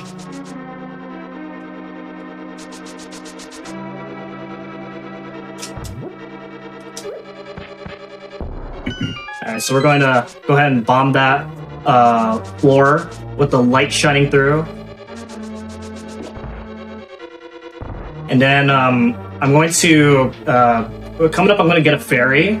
Normally in PB attempts you don't really grab this fairy because obviously it's slower. But like I said, there is a trick later on that is very very high risk. And so having this fairy was going to be useful for safety. It's just peace of mind when he gets the can of Burna, just in case.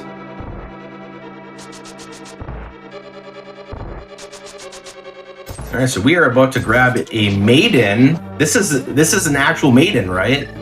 Yeah, and so okay, good, all right. So she wants us to take her out of dungeon, but if you actually try to do that, she's gonna be like, I don't want to go there. And why is that? Spoiler. She might not be a maiden. Wait, I don't know that. This is a blind playthrough. Oh yeah, okay, gotcha. Definitely a maiden. So there is the Titan's Mitts, and now we are just making our way to the boss room. Blind is the boss of Thieves Town. Blind can be easy for speedrunners, but definitely difficult for a casual runner. Blind, it doesn't matter what upgrade weapon you use, so... Oh yeah. It's blind! What?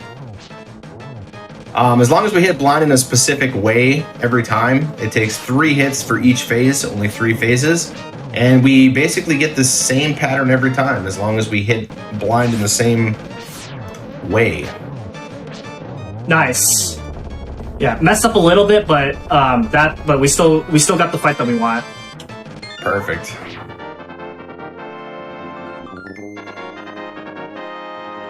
Definitely a tough boss. Yeah. Takes a bit of practice to kind of. There's a few different strategies that people come up with in order to make their own consistent setup. So, yeah, it's but overall, like, as long as you do everything the same, it's a very scripted fight. And if you do end up dying to blind, you have to do the refight, and the refight is much harder because his movement starts right when you enter. Yeah, and that it can go out of hand pretty quickly if you don't know the death pattern, which most people don't really practice the death pattern. Right, your run's just over at that point. Yeah. All right, so I still need rupees, so I'm going to go over here to this house and pick up 300 extra rupees, and then we're set for rupees for the rest of the run.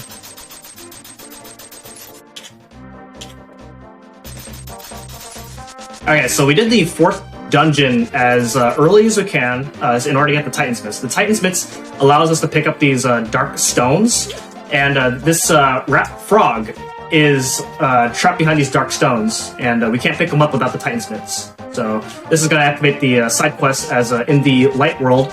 He is actually a dwarf who will actually temper our sword and upgrade our sword. And tempering our sword as early as we can is very good, especially in the dungeons that we skip, where we can do extra damage. And also, it's just very helpful towards the end of the game. It's actually so good that even in the any percent no major glitches run, we pick this item up.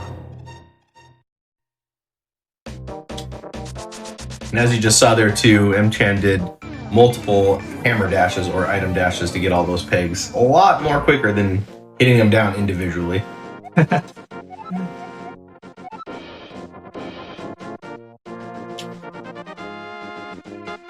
Yeah, now we get to pay the blacksmith 10 rupees to temper our sword. Which gives us, what, 3 times the amount of damage versus the regular sword? Yeah. Basically, just add an extra base damage for every sword upgrade that you get. For only 10 rupees, that's a steal right there. It is a steal. Yeah. That's a great deal. Alright, so then there's a few different things that we can do while we're waiting for our sword to upgrade. We're going to come down here as well, and this Mad Batter is going to say he's going to curse us, which sounds like a bad thing, but what he's really doing is basically any item that consumes magic is reduced by half. So it's essentially a double magic upgrade. Yeah, when I was a kid playing this, I thought the magic bat was a bad thing. I thought all magic... Yeah, like, a lot of people fall for that. Trickster. Yeah, but this allows us to be a little bit more... Because normally without half magic, there are some strats where you have to be aware of your magic meter for dungeons where you have to use a lot of magic. But since I have a lot of magic at this point now, I can aggressively use magic-consuming items in order to save time on some strats later. Nice. Okay, so what I just did there is I used the flute on the frame that I said on the frame after I said yes, which allows me to warp away quicker. And we also got our 3rd bottle. Okay, so coming up is Skull Woods, which is the 3rd dungeon, and it is the 3rd dungeon that we're doing, so I guess in that sense we are going in order. So Skull Woods is a very complicated dungeon, because there's like several different ways to go about, and the intention is that you're going to get lost. But I went through this dungeon several times that I know how to go through this dungeon, so I'm not going to get lost. But the difficulty behind it is there's a ton of hard-hitting enemies, so we'll see how this goes. Starting off in this first room, in my opinion, this is the hardest room of the dungeon right away. This is one of the worst rooms in the game, actually. Yeah, so basically these Gyptos, they move around based on your own movement. And so like they can be very erratic if you mess up that this first room. And we see the Wall Master in this dungeon too. If the Wall Master gets a chance to grab you, he will teleport you to the beginning of the dungeon. We try to avoid that as much as possible. Yeah. So coming up is our next bomb jump. So normally it's supposed to fall down in the in those set of bushes, but we want to go faster. Okay, good. So now we get the item of the dungeon, which is the fire rod. Allows you to shoot fire shots, and it allows you to basically light torches from a distance, as well as it's a really powerful item, and it kills these Gyptos in one shot.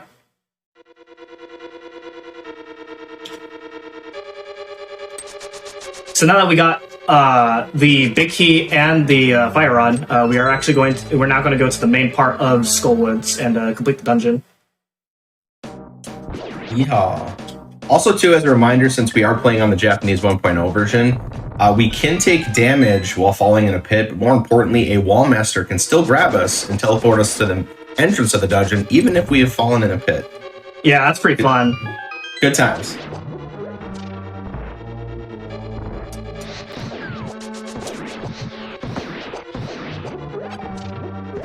Okay, get out of here.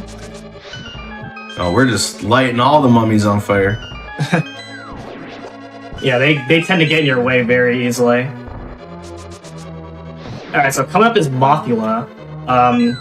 Mothula can go either really well or really wrong, and there is no in between. Let's see how this goes. And we will see M-Chan setting up a double hit here, where he holds his sword out and he dashes. Nice! That was really fast. Yeah, he behaved, or I should say, she behaved quite well. If you hit Mothula into the spikes, it overrides your damage, so Mothula doesn't take any damage. So if Mothula decides to hang up in the spikes, can be kind of troublesome and lose quite a bit of time on this fight.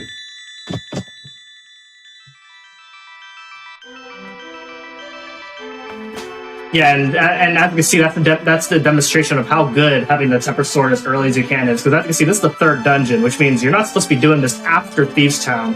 And so having the Temper Sword for this fight saves quite a lot of time. I'm gonna say yeah, because like you defeat that boss in like no time flat. Like what the heck? That makes sense though. Yeah, Tempered Sword. Yeah, the thing you picked up earlier. Yeah. Like you said earlier, either it goes really well or you lose a lot of time. Yeah, and the longer you let that fight go on, the worse it gets, because you're fighting Mothula on a moving conveyor belt while the spike traps are moving, and he is constantly attacking. So it gets very rough if you let the fight go on. But now that that's over, we're going to head over to Zora's Domain in order to get flippers. Also, shouts to my rupee count. Nice. I was gonna say that. Yeah. That's a scary rupee count. Very scary. My run's cursed. No. Yeah, so we're going to get flippers, which costs 500 rupees. So now we're going to be able to start swimming. The next dungeon that we're going to be doing is Ice Palace, and you can fake flippers to Ice Palace, but it is not faster to do that, and you need flippers anyway in order to do a different dungeon later on.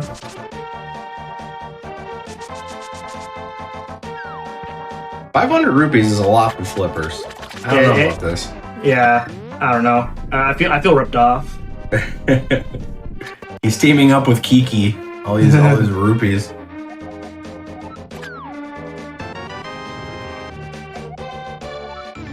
The secret duo team for their whatever company that they're running. And Catfish just gave us Quake, which we will utilize to open up a dungeon later on in the run. Yeah, that's one of the 3 medallions, and the medallions are really powerful items, but the animations take so long that we never use them other than their required purposes in the speedrun. That's a shame because Bombos is very cool. Yeah, I love the Bombos is my favorite item, but it never gets used in the speedrun.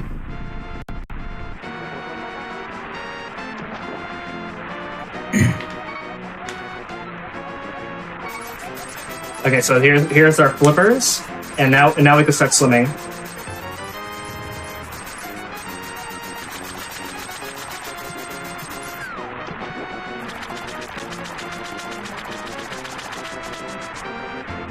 Alright, so Ice Palace is, in my opinion, my favorite dungeon.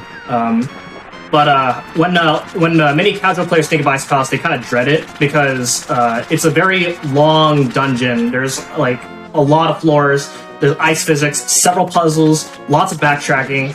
But in the speedrun, Ice Palace is a very short dungeon because it features the biggest sequence break of the entire game, which is another bomb jump. And with this route, it is required to do this bomb jump because otherwise you need the item from the second dungeon, which we don't have currently. The item of this dungeon is blue mail, and we're not getting blue mail at all. In fact, actually, we skipped the big key entirely. This is the only big key that we skip in the game. Yeah, and due to the fact that we're skipping blue mail, it makes later dungeons a little more scary because the enemies will hit a lot harder, and then also the game intends you to have the blue mail, so it can be a little scary going forward after this. Yeah. But we have more hearts than otherwise intended, so it hopefully not too bad.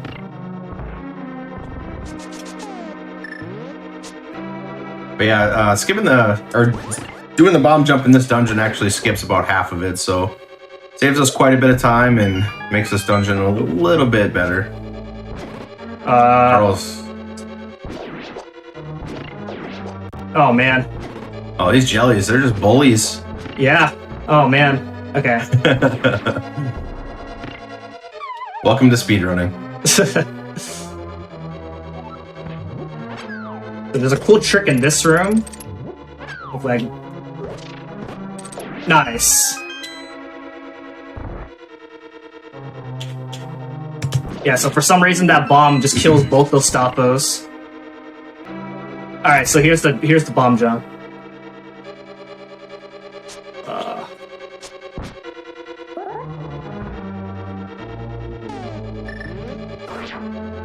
Good! Beautiful.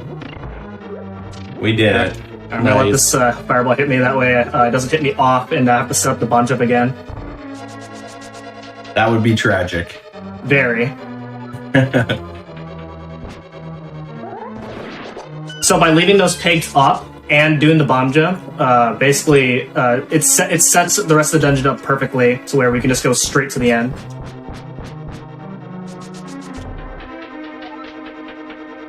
And the boss, the boss of this dungeon is Cold Stare. Cold Stare is very powerful. Like I said before, the game intends you to have the blue mail. So us sitting on the green mail here, the Cold Stare boss, I believe, does 4 hearts of damage, so it can be pretty scary. So basically, we need to use our Fire Rod to destroy the ice shell protecting Cold Stare, which would be 8 Fire Rod shots. Normally a little scary, but since M-Chan has half magic, we can do that and use the Fire Rod afterwards. But once the shell is broken, Cold Stare will split into 3 different puffs. They'll kind of make their way around the boss arena here, and we will utilize a spin, some slashes. Very nice. Oh, you got the Fire Rod that hit all 3 of them. Very nice fight. Yeah, so normal in the second phase it takes 6 slashes, but the Fire Rod does extra damage, and normally a full magic bar is exactly 8 Fire Rod shots, but with half magic, you can fit in an extra Fire Rod shot in order to do more damage to those puffballs. And if that fight goes out of hand, then it can be very scary because, as Fricker said, the Cold Stare does 4 hearts of damage because you're supposed to have blue mail. And if you die, you lose a lot of time because there's not a good way to shortcut this dungeon. Oh, this run's been going by so fast. I forgot you actually need to take a break at this point. Oh, right. Yeah, remember? Yeah. Forgot about that. So cool right there. Do that now? Yeah, I'd say now is probably a good time. I'd say. Okay, yeah, all right. You've been killing it so far. I've kind of just forgot about this entirely. It's kind of thing you gotta do for Hotfix. So, yeah. All right, I'm ready. All right. I'm paused now. All right, cool. So in that case, yeah, we're gonna take a quick break real quickly, and we'll be back in just a minute with the rest of this run. So stick around for that. And yeah.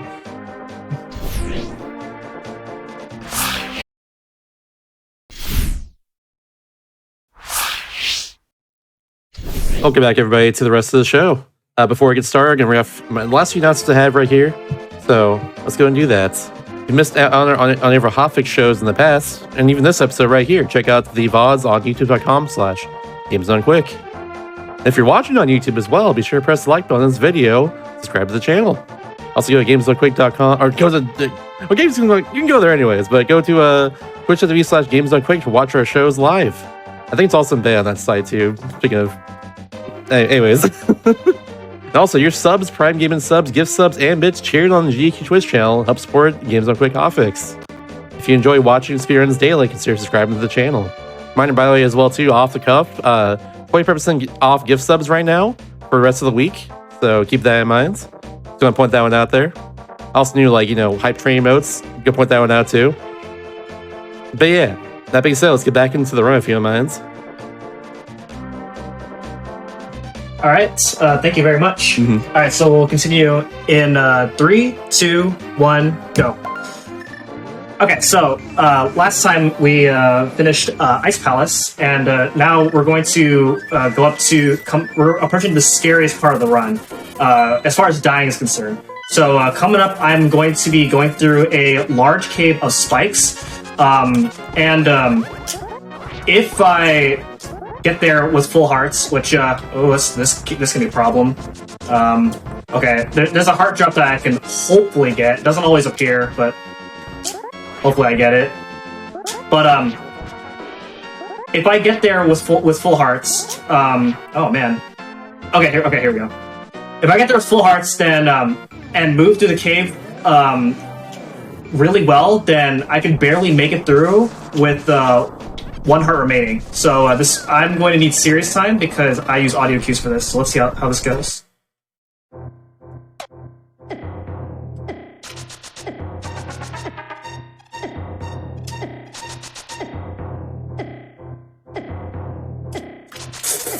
That's not gonna work. Oh man. Well, good thing we grabbed the fairy. Yeah. I misinputted one of my dashes there, and so yeah, as you can see, one slight movement error, then that one heart it's over. Yeah, the cave movement here is very, very tight. Okay.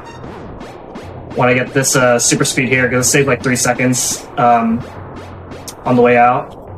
But yeah, so as you can see, the Cane of Burna allows you to be invincible. So I'll able to use the Cane of Burna in order so that way I'm not going through those spikes again.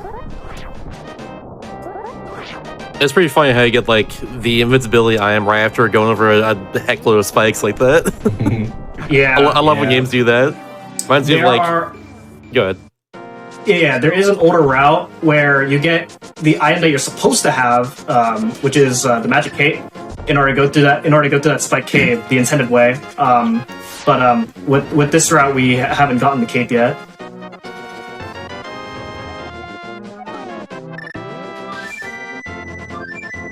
So we got Ether, which we need in order to do the next dungeon. And then normally, if I had one heart remaining, then this next heart piece that we're going to be getting will bring us at a fourth heart piece, which would then refill our hearts back to full, which is convenient because we want to have full HP going into this next dungeon. Mm-hmm.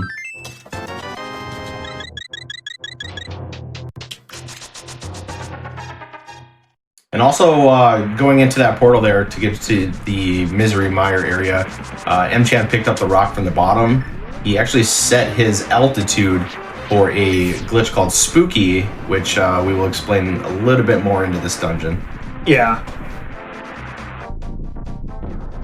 It's going to look really weird, but, well, we'll explain once we get inside. Alright, so this is Misery Mire. In my opinion, my least favorite dungeon in the game. So it is the 6th Darkwood dungeon. So you're supposed to have completed Ice Palace, which I have, but I didn't pick up Blue Mail. So some of these enemies, such as like these Wizrobes here, they do 4 hearts of damage, which is really bad because you want to manage your health throughout this dungeon, because the fastest strategy in beating the boss of this dungeon involves a ton of intentional damage. We also take intentional damage to grab a key that's on some spikes here in the next room.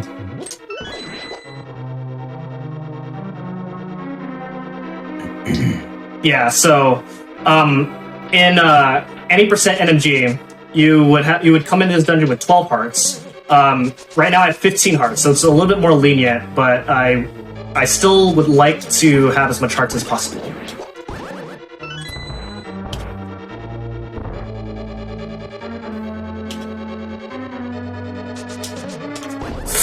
And coming up here too to... Oh, man. That slug is scary. Yeah, he hits for 4 hearts of damage. So M-Chan needs to light these 4 torches. You're going to see a minor glitch here where we move a block, and during the movement of the block, we shoot our fire rod, giving us the ability to hit that torch without having to move all the rest of the blocks.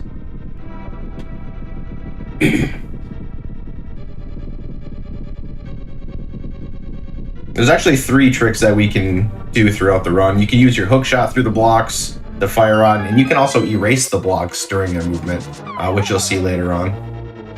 Yeah. No, this is the Japanese version.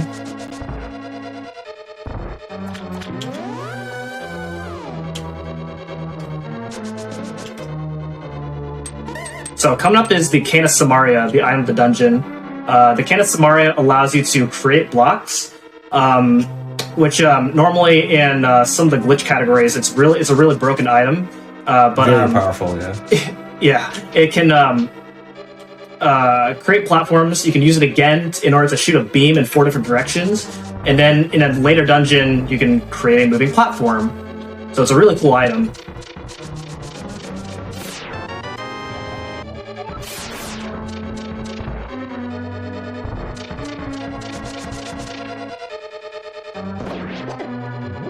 And here comes the intentional damage on the spikes that I talked about earlier. Yeah, luckily, so we have a lot more 3 hearts than normal. Yep. Okay, so this would be a good time to talk about Spooky Meyer glitch. So Spooky Meyer. So basically, once we get into the dark room here, M-Chan is going to kick up some dust, and what that's, I guess, called in terminology is ancilla. So what we're basically going to be doing is we're going to be setting that to basically give the altitude of our fire rod to hit a switch higher in multiple rooms. So once that has been set, you are going to see M-Chan shoot his fire rod at this spike here in this room, and it's going to activate a switch higher above in the room. And then in the next room, he's going to shoot his fire rod at an anti-fairy, which is also going to activate a switch in a higher room. And then the last part of Spooky is he's going to shoot his fire rod at a lamp, which will hit the switch just above that in this room. So it saves a total of like 12 seconds or so. Kind of one of the between 10 and 12. finds. Yeah. And now we have Vitreous. He's going to be taking intentional damage here to release his spin and hit as many eyes as he can. Cleaning up with arrows, and now all we need to do is hit the big eyeball with 8 arrows, and we have finished the dungeon. Yeah, very nice. If you mess that fight up, then it can be very scary. Those eyeballs hit for 4 hearts, and if you're too low to take any more damage, then you just hope that you survive the fight. Fortunately, at 100%, I have the Cane of Burna, so I can use the Cane of Burna to just be invincible for the rest of the fight if it went wrong. Any percent no major glitches does not have that luxury, so you just pray and if you mess the fight up.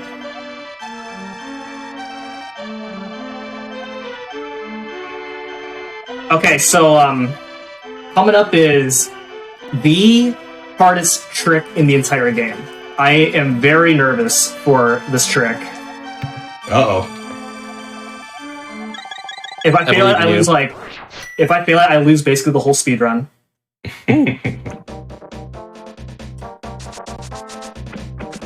That means easy first try, though. You got this. Yeah, hopefully. Yeah. I'm very confident he will get it first try. I've been practicing so hard for this very moment.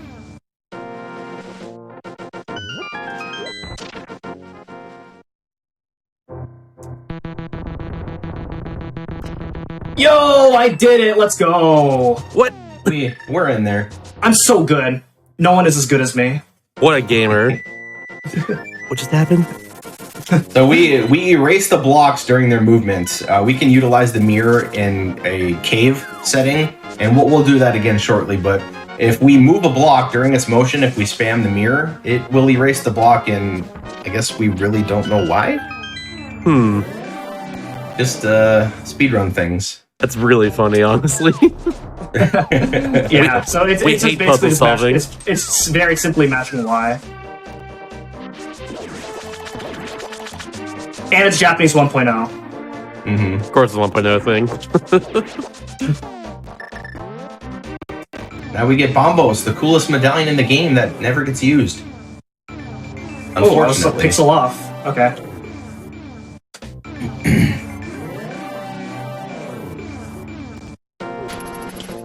Yeah, so Bombos is, as I said before, one of my favorite item in the game, but in the speedrun we never use it because the animation takes so long. Normally Bombos is an item that obliterates every enemy on screen, but the animation takes so long that we never use it in the speedrun. Mm-hmm. And just getting Bombos in general is so far out of the way with speedrun routing that we just don't get it. Yeah, very unfortunate. Alright, so now we are finally going to head into the second Dark World dungeon. Finally? Woohoo!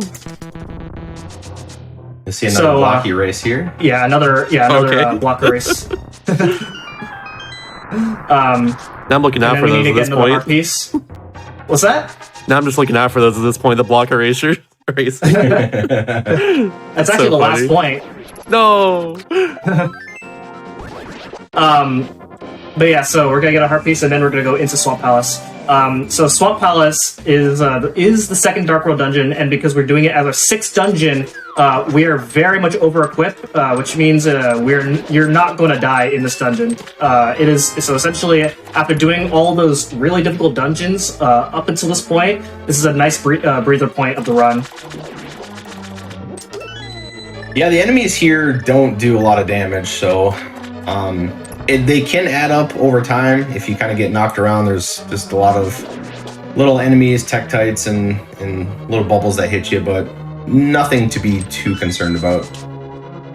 Yeah, so basically, essentially, I'm just filling some of the rooms with water, going around, grabbing keys, eventually getting the big key, and then eventually the item of the dungeon, the hookshot. This would be a good time for Shasta to make any announcements if he has any. I don't think I have any more right now, but you can plug yourself right now if you want to. You know, what do you do on your stream? What do you like to do? On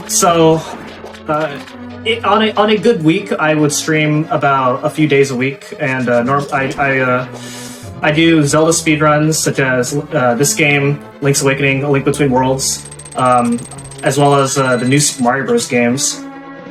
So that's and then every once in a while I do online multiplayer streams with some of my friends on Smash Bros. And Mario Party. Oh, it's always fun. Yeah. Smash Bros. Is my jam, absolutely. There we go. Get a little plug in chat as well too. How about you, Fricker? What do you do on your stream? I do quite a bit of different speedruns. Obviously, Zelda's my main speedrun, but I dabble a little bit into RPGs, like a few of the classic Final Fantasy games and whatnot, but mainly stick towards Zelda. Nice. Link to the Past, Zelda 2, a little bit of Zelda 1. We played you're talking about classic RPGs. You're talking about like Chrono Trigger, like Final Fantasy like 4 and all that. Yeah, Final Fantasy 4, Final Fantasy 6. I played 4 recently on DS. That game's really cool. Oh yeah, the classic Final Fantasies have been remade so many different times. It never gets old. The game is so good. It really doesn't. Like it's a lot of fun to say the least. Mm-hmm. The cutscenes, especially in the remake for DS, like, and it's also the same deal in the Steam version because it's a ported from that. Just absolutely fantastic. They really are. Yeah, it's so sure. cool.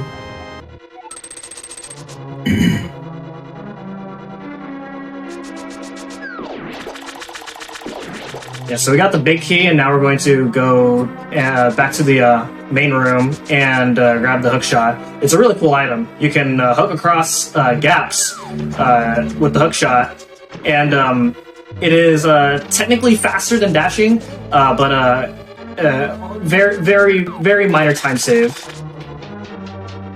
It is also used to be invincible for a little bit, as when you're using the hookshot, you can't really get hit, which is used a few times in order to let some enemies pass through us.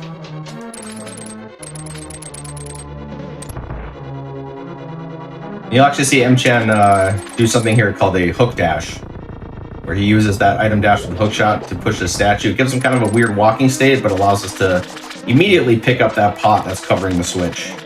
Yeah, you have to grab it twice in order to actually pick it up, normally. So, about a few frames that you save there. All about saving frames. Gotta save those frames. Yeah, even when we're about an hour and a half into the run, we're still hungry for the frames. Here's a little part that some people get stuck on when playing this game. So you can go behind that waterfall, and it's actually further into the dungeon. The gaming classic right there. Yup. False walls and secrets. So coming up is Argus, and there is a fast strat called the Zero Cycle, which I'm not going to do. So I'm going to be doing this fight the way Nintendo intended to fight this fight.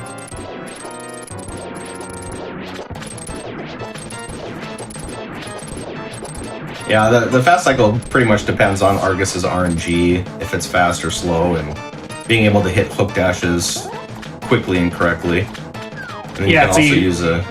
Yeah, so essentially you item dash with the hook shot, and then you'll be in this state where you can like the puff ball. You can just grab the puff balls and just defeat them really fast, and you can defeat all the puff balls before Argus does his attack. But it's also, and it saves 6 seconds, but it's random whether you get the zero cycle or not, because Argus is charged into you right away, and then you don't get the zero cycle anyway. Definitely one of the harder tricks or strategies for a quick kill on a boss. Takes a lot of practice. Definitely.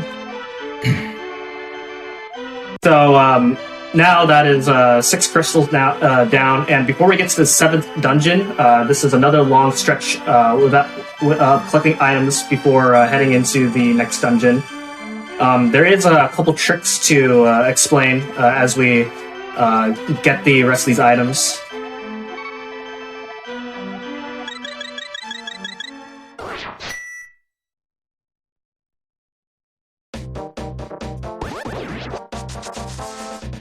So in this next heart piece, what I'm going to do, you saw it a little bit when I made a slight positioning error, and that is that when you mirror from the dark world to the light world, if you are on an object in the light world, then you'll just be warped back to the dark world right away. And so if I'm positioning myself right, okay, so I was a few pixels off there, but if I did it right, I would have landed on the grass tile, pick up the heart piece, and then immediately go back to the dark world, which would save about a second. Didn't get it that time, that's okay. And then the next trick to talk about is bomb duplication, or bomb dupe for short. So the Link's house in the dark world is the bomb shop. And in the bomb shop, there is a big bomb when you complete Ice Palace and Misery Mire. And so normally you're supposed to take the big bomb to the pyramid, and you have to go all the way around in order to achieve that goal. But I'm going to be doing a trick where if I set the bomb down right after buying it, and screen transition right as soon as it explodes. Oh man, come on. Right as soon as it explodes, then I can keep the bomb into the next screen.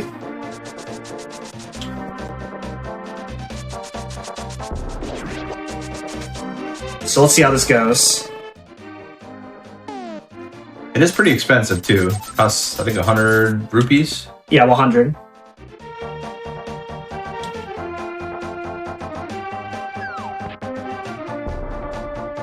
Nice. Beautiful. We're gaming. Yeah, so that saves having to go all the way around in order to get to the pyramid. And then you can mirror, and the bomb doesn't change.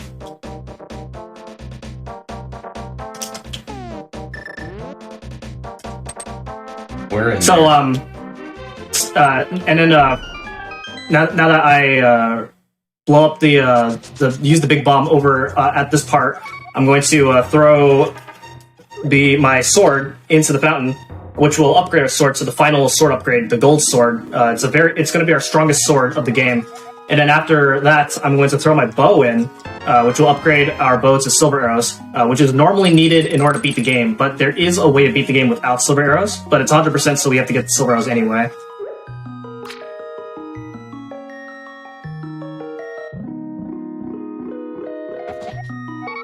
Yeah, normally in an NMG run, being able to defeat Ganon silverless, I want to say, doesn't it save about like a minute or something like that? Yeah, a little bit about faster. A minute. Okay, so then from the rest of this point, it's just me clicking items. Yeah, the Turtle Rock split here for collection wise, we do have to collect quite a bit. One of the longer segments in the 100% run. Yeah, definitely. Kind of more of a cleanup. Yeah, we're gonna get the rest of the items of the game, such as getting this cape, which will allow you to turn invisible, which allows you to also prevent damage as well.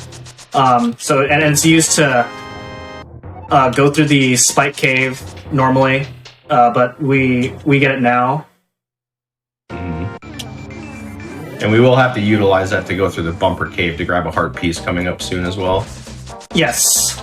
Is otherwise normally the only required point from this point on. But we are going to be using it an extra time.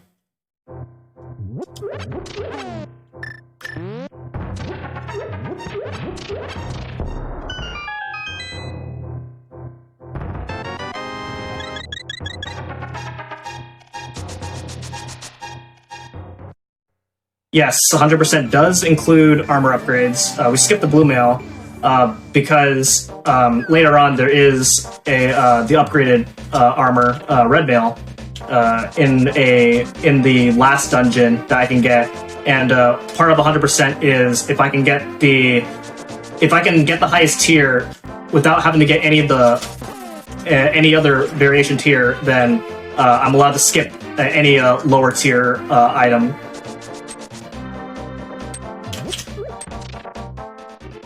And we do just have 4 more heart pieces left, along with the full heart container from Turtle Rock, so we're almost there. So here's a cool little trick. Normally it's supposed to use the hook shot, but you can actually just walk on the side of that pit in order to get across that way, which saves a menu. Huh. All right, The then. more you know.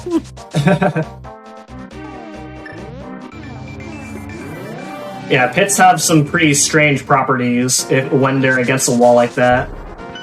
And this gold sword that we got is so powerful, we can just bonk into a tree and just completely destroy it. Just hollow it out, too. What the heck? Yeah, this heart piece is available after you defeat Aghanim. Those normally the lumberjacks are cut in the tree, and then they're finished cutting the tree after you defeat Aghanim. Okay, so one more item before heading into Death Mountain, which is we go all the way to Lake Hylia, and we're getting the Ice Rod. Very far out of the way item, and it is a required item. And because it's so far out of the way, it can sometimes be easy to forget it. I have had one run before where I go so far into Turtle Rock and realize I did not get the Ice Rod. It's usually right when you hit Trinex. And you're like, oh wait, I'm missing something. Yeah. Yeah, I think and at you some need the point Ice everyone's Rod done in it. order to beat Trinex, the boss of Turtle Rock. We've all been there. Okay. So last chance for RNG. We didn't talk about this, but the boulders and the dead rocks, they move randomly. So you can just lose a lot of health while traversing through Death Mountain. Mm-hmm. Plus, if you get blocked by a dead rock, I want to say you lose about 6 seconds.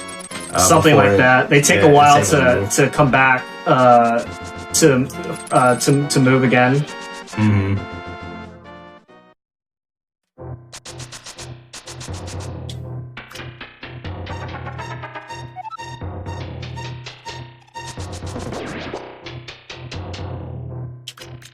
Alright, so heading into Turtle Rock, there is a bit of a puzzle where you have to hammer the pegs in a specific order. The puzzle is really easy. Oh, and also Hookshot can get super speed, just like that, which is much easier than setting up the spin speed method. Yeah, there's a lot of ways to get super speed in this game. Yeah, and we'll you possibly get see super Mchan speed do it here. right here. With doing a Quake dash. Basically, it's an item dash as you use Quake, and then once we come off the little tiny set of stairs here on the platform, it'll give us super speed. There it is. Love it. Yeah, it saved a little bit of time, but it looks really cool. So Turtle Rock is most enemies here. They hit very hard, and also this dungeon is a dungeon that really eats up a lot of your magic. Fortunately, with half magic, it's not that bad. But without half magic, you can lose lots of magic very quickly if you mismanage.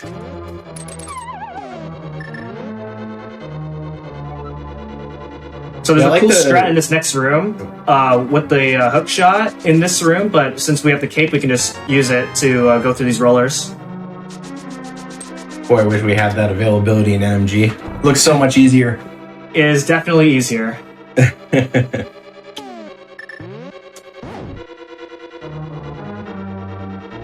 That's what makes this category so cool of 100%. You have so many more items at your disposal to do a lot of cool tricks and stuff. Yeah, it's one of the reasons why I focus on this category the most out of. Oh boy, come on! Oh, hey, come chomps. They don't belong in this game. All right, we're out of here.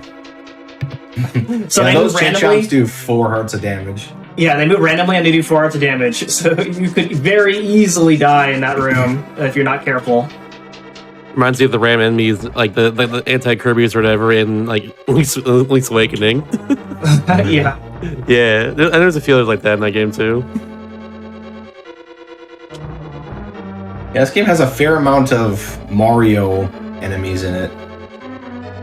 Yeah, this dungeon has a lot of Mario enemies. Like, we have Pokies here. Pokies and chain chomps. Oh my god, you're so right.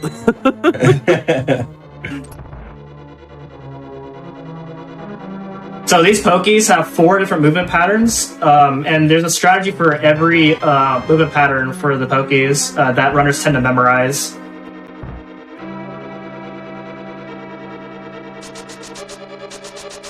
To get the big key, and then coming up is a room with 2 Pokies. So we'll see how this goes. And that one has, what, 16 different RNGs? Yeah. Speedrunners memorize them all. Oh, come on. Alright, not too bad. Alright, so we're gonna take a side detour in order to get a heart piece in this dungeon. This is actually a pretty tricky heart piece to find because normally you wouldn't really think that you can actually warp to this spot, and then there's actually a cave here. And in this cave we have these mimics. They copy your movement. Come on. It's actually Dark World enemies in the Light World, which is interesting.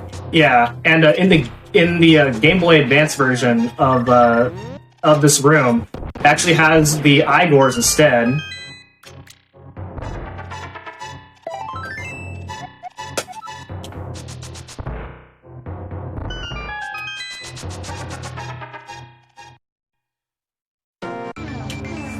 And then we get blessed with a mirror shield.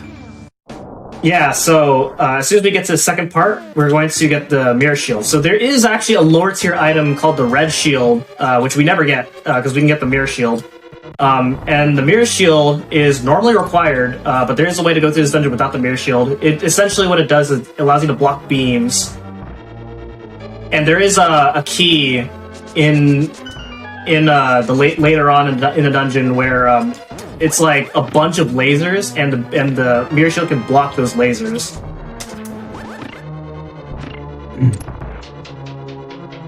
And I also believe the mirror shield creates additional lag throughout the speedrun too, so big reason why we normally don't grab it too. So this room looks really complicated, but I've done this room several times. I know the path. It's just pretty much moving in a few different directions, and that's it. Yeah, you can get lost really easy if you end up taking the wrong direction. Alright, so here's the laser bridge. So I have the mirror shield, so I can just go right through, and there we go. The front of the laser the laser has a very small hitbox. So you saw that I was able to just move slightly out of the way and not get hit.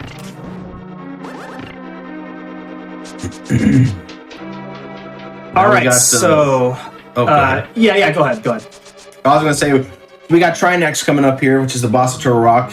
Basically, to damage them, we need to use the opposite elemental rod against the one of the dragon heads here. With Gold Sword, it's a little bit easier because it only takes 3 hits after a rod shot to kill. And then we will switch items in between because if it's during the explosion animation, we are unable to menu. And now it's just a well-placed and timed spin and 1 slash afterwards, and Just we like are that. done with this boss. Yeah, Beautiful. so very Nice. easy in with the gold sword with 3 slashes. Otherwise, with the tempered sword, it's like 5 slashes, and then, well, a lot more hits if you're doing the low percent category with just the massive sword. Yeah, then you'd have to do a combination of sword spins and hammer hits and rod shots. Yeah. Magic gets very scarce at that point. So we finally saved Zelda. We saved Zelda twice in this game. The things we do. And we are coming up on a collection of our last few items here. Yeah. So just need another heart piece as well as an armor upgrade.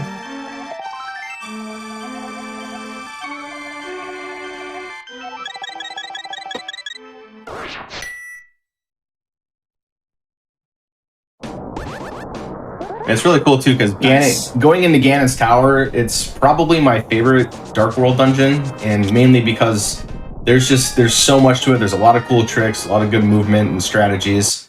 Basically, like the first half of Ganon's Tower is, you know, going through rooms, solving some puzzles, and then the back half is just kind of like a gauntlet of kill all the enemies and open the door. But yeah, the cool twist to Ganon's Tower is you get to revisit the 3 Light World bosses with a little twist to them. So we'll see that when M-Chan gets there. And when you saw earlier, when I was when I was seemingly walking across the pit, I'm not cheating. There are invisible platforms there if you use Ether.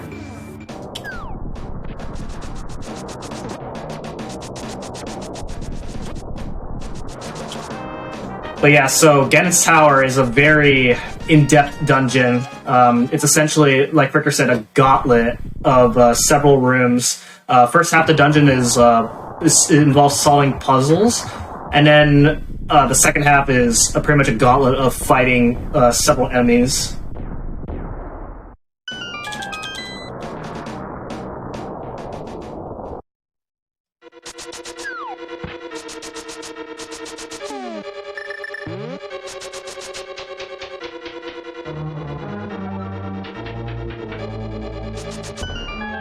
We're gonna grab this key and grab this other key in this pot. Some runners will actually skip one of these 2 keys I just picked up in favor of a later key, but I choose to do this key route. Yeah, it's a little safer and easier. Yeah.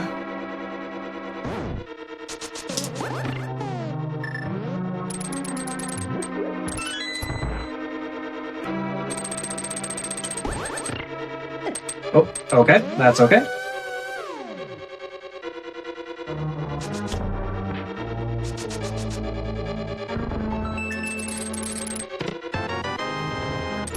Yeah, you saw me walk through those fire snakes. The front of the fire snakes has a hitbox, so I was able to walk through some of those fire snakes.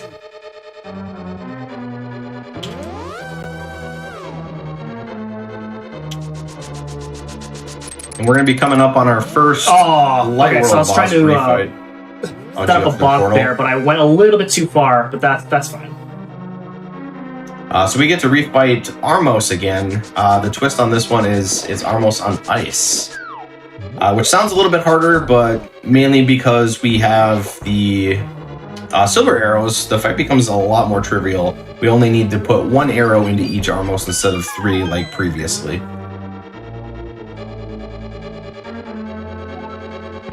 Yeah, much easier at 100% with the silver arrows.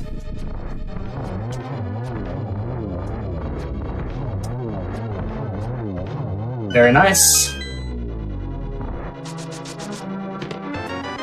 So we get the big key, and normally you warp out of here in order to go back to the beginning of the dungeon to start the second half of the dungeon. But we're gonna go take a little bit of a detour here. I would tell you the amount of times that I killed Ice Armos and mirrored and forgot the red mail. Oh my god. So many times. Yeah, so this is the red mail. The red mail is the essentially a 4 times defense. So and with 20 hearts, we're sitting pretty. Yeah, we are very, very. I wouldn't say completely safe, but safe enough. They're protected, if anything. Yeah. These mimics are also a lot easier with silver arrows. And the mirror shield. Yep, and the mirror shield to block the fireballs.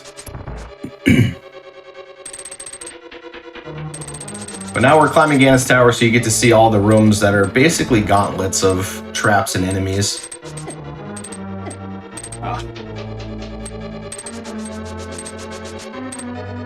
Normally, right here, I'll take an intentional fall in order to have iframes to dash through this whole room, but I've taken more damage than I'd like to, so I'm just going to play it out. Alright, so here's the gauntlet. 5 very hard rooms in a row.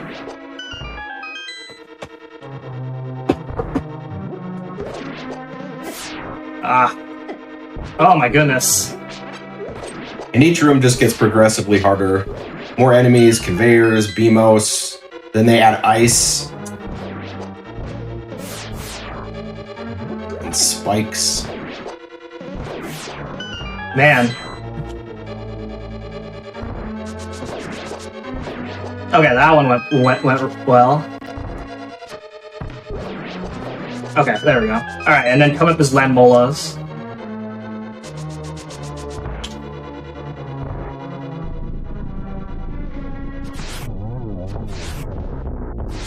Nice! So it takes 1 arrow per head, per worm, for Landmolas to defeat them with the silver arrows. If you miss a shot, it is kind of unfortunate because the silver arrows does lag the game quite a bit. And as you saw there too, the twist was the fireball shooter in that Landmolas fight. Yep.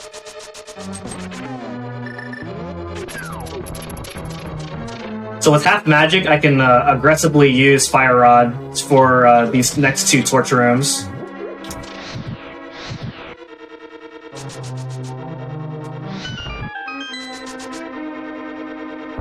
And there's a half magic magic refill in this room, but I'm going to skip it.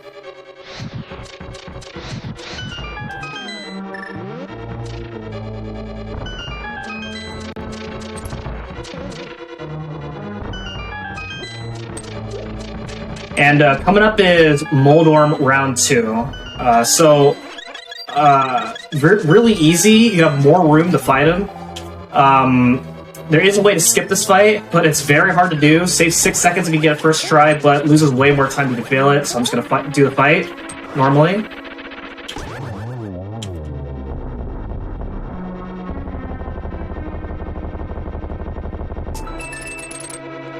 I'm gonna skip that chest because it's just rupees. We're not validating the run. Shouts to randomizer.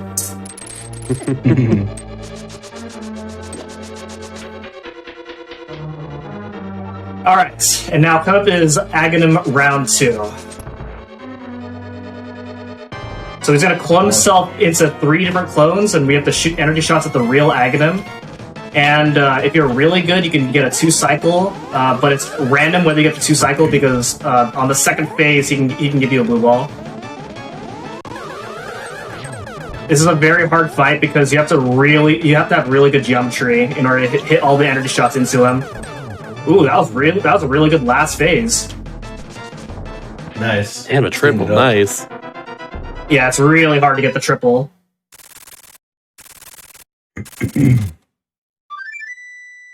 Okay, so coming up is Ganon. Very straightforward and 100% since we have silver arrows. But there is still quite a bit to talk about, so I'll let Fricker do the explanation as I focus on this fight. So Ganon has 4 phases. Like Amchan said, it's going to be a little easier with the gold sword. We only need to hit him 6 times. But in phase 1, he just basically teleports and throws his trident. So once we have the 6 hits in, he's going to start his phase 2. I'll hold off on that for a second once we get there. Yeah, and the damage doesn't carry over for each phase. Right. But I like to Also- hit him extra times just because it's fun. So this is phase 2, the bat or the the ring of bats phase. Another 6 hits, we'll get through that and start phase 3, where he teleports across the room and then does a stomp, basically eliminating one side of the arena. So we got to do this 4 times until he eliminates the tiles around the arena. Once we get through that, he's going to teleport and the torches are going to go out. We're going to utilize a Japanese 1.0 exclusive glitch here, where we're going to hit the torch glitch. Oh, and we couldn't get it, but that's fine. Yeah. And then we just need to shoot 4 silver arrows into Ganon. Okay. That was a good fight. Beautiful. Hey. All right, so time is when I enter the Triforce room.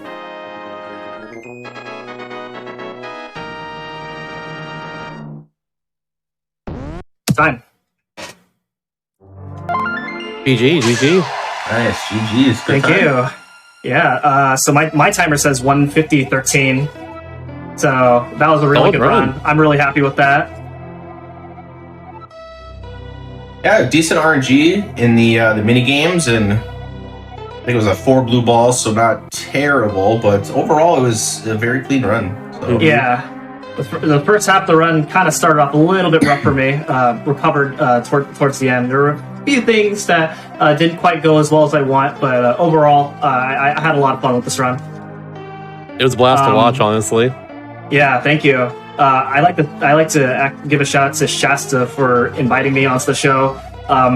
This is a I've been wanting to run Link to the Past on GDQ ever since I found Cypher's AGDQ run 2012 run way back a long time ago when I that run got me into starting to play this game and speedrun the game. Since then, I've been wanting to showcase this game on GDQ, and so I'm really when Shasta invited me onto the show to run this game, it was a very exciting opportunity for me. Happy to help, honestly. It's nice to have you, and this run's always fun to see, honestly. Yeah. Link to the Past is a great game. Yeah. If this category looked really interesting, or if the category looked. The RNG is very unfortunate, but there are several other different categories for Link to the Past, and there's tons of great resources. So if anybody's interested in getting into this game, the community is really awesome. So could use a bit more runners. It's a very competitive 2D Zelda community.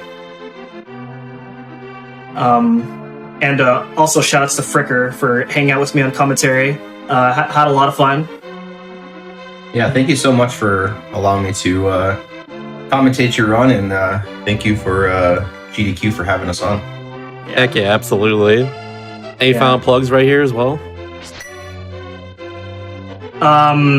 Twitch.tv/mchanty38. Again, I stream about a few days a week with Zelda and Mario speedruns. Yeah. What about you, Fricker? I'm okay. Okay, sure, for sure. Well, in that case, that'll be a conclusion of this episode of Do All the Things, so thank you all for watching. After this, we have a Sonic special of Etchy. Would be Sonic Frontiers, Sonic Adventure 2 Battle, and Sonic Dream Team, the latest Sonic game release. So stick around for that. And then at the end of the stream today, of course, we also have Yoshi's Woolly World. That'll be a fun run to watch as well after all that. So yeah, stick around. We're not done yet with GDQ Hotfix. We got more exciting games after this, so we're back in a bit with that. But in the meantime, that's it for me. Thank you all for watching. I'll see you all around. Thanks for having us. Thank you.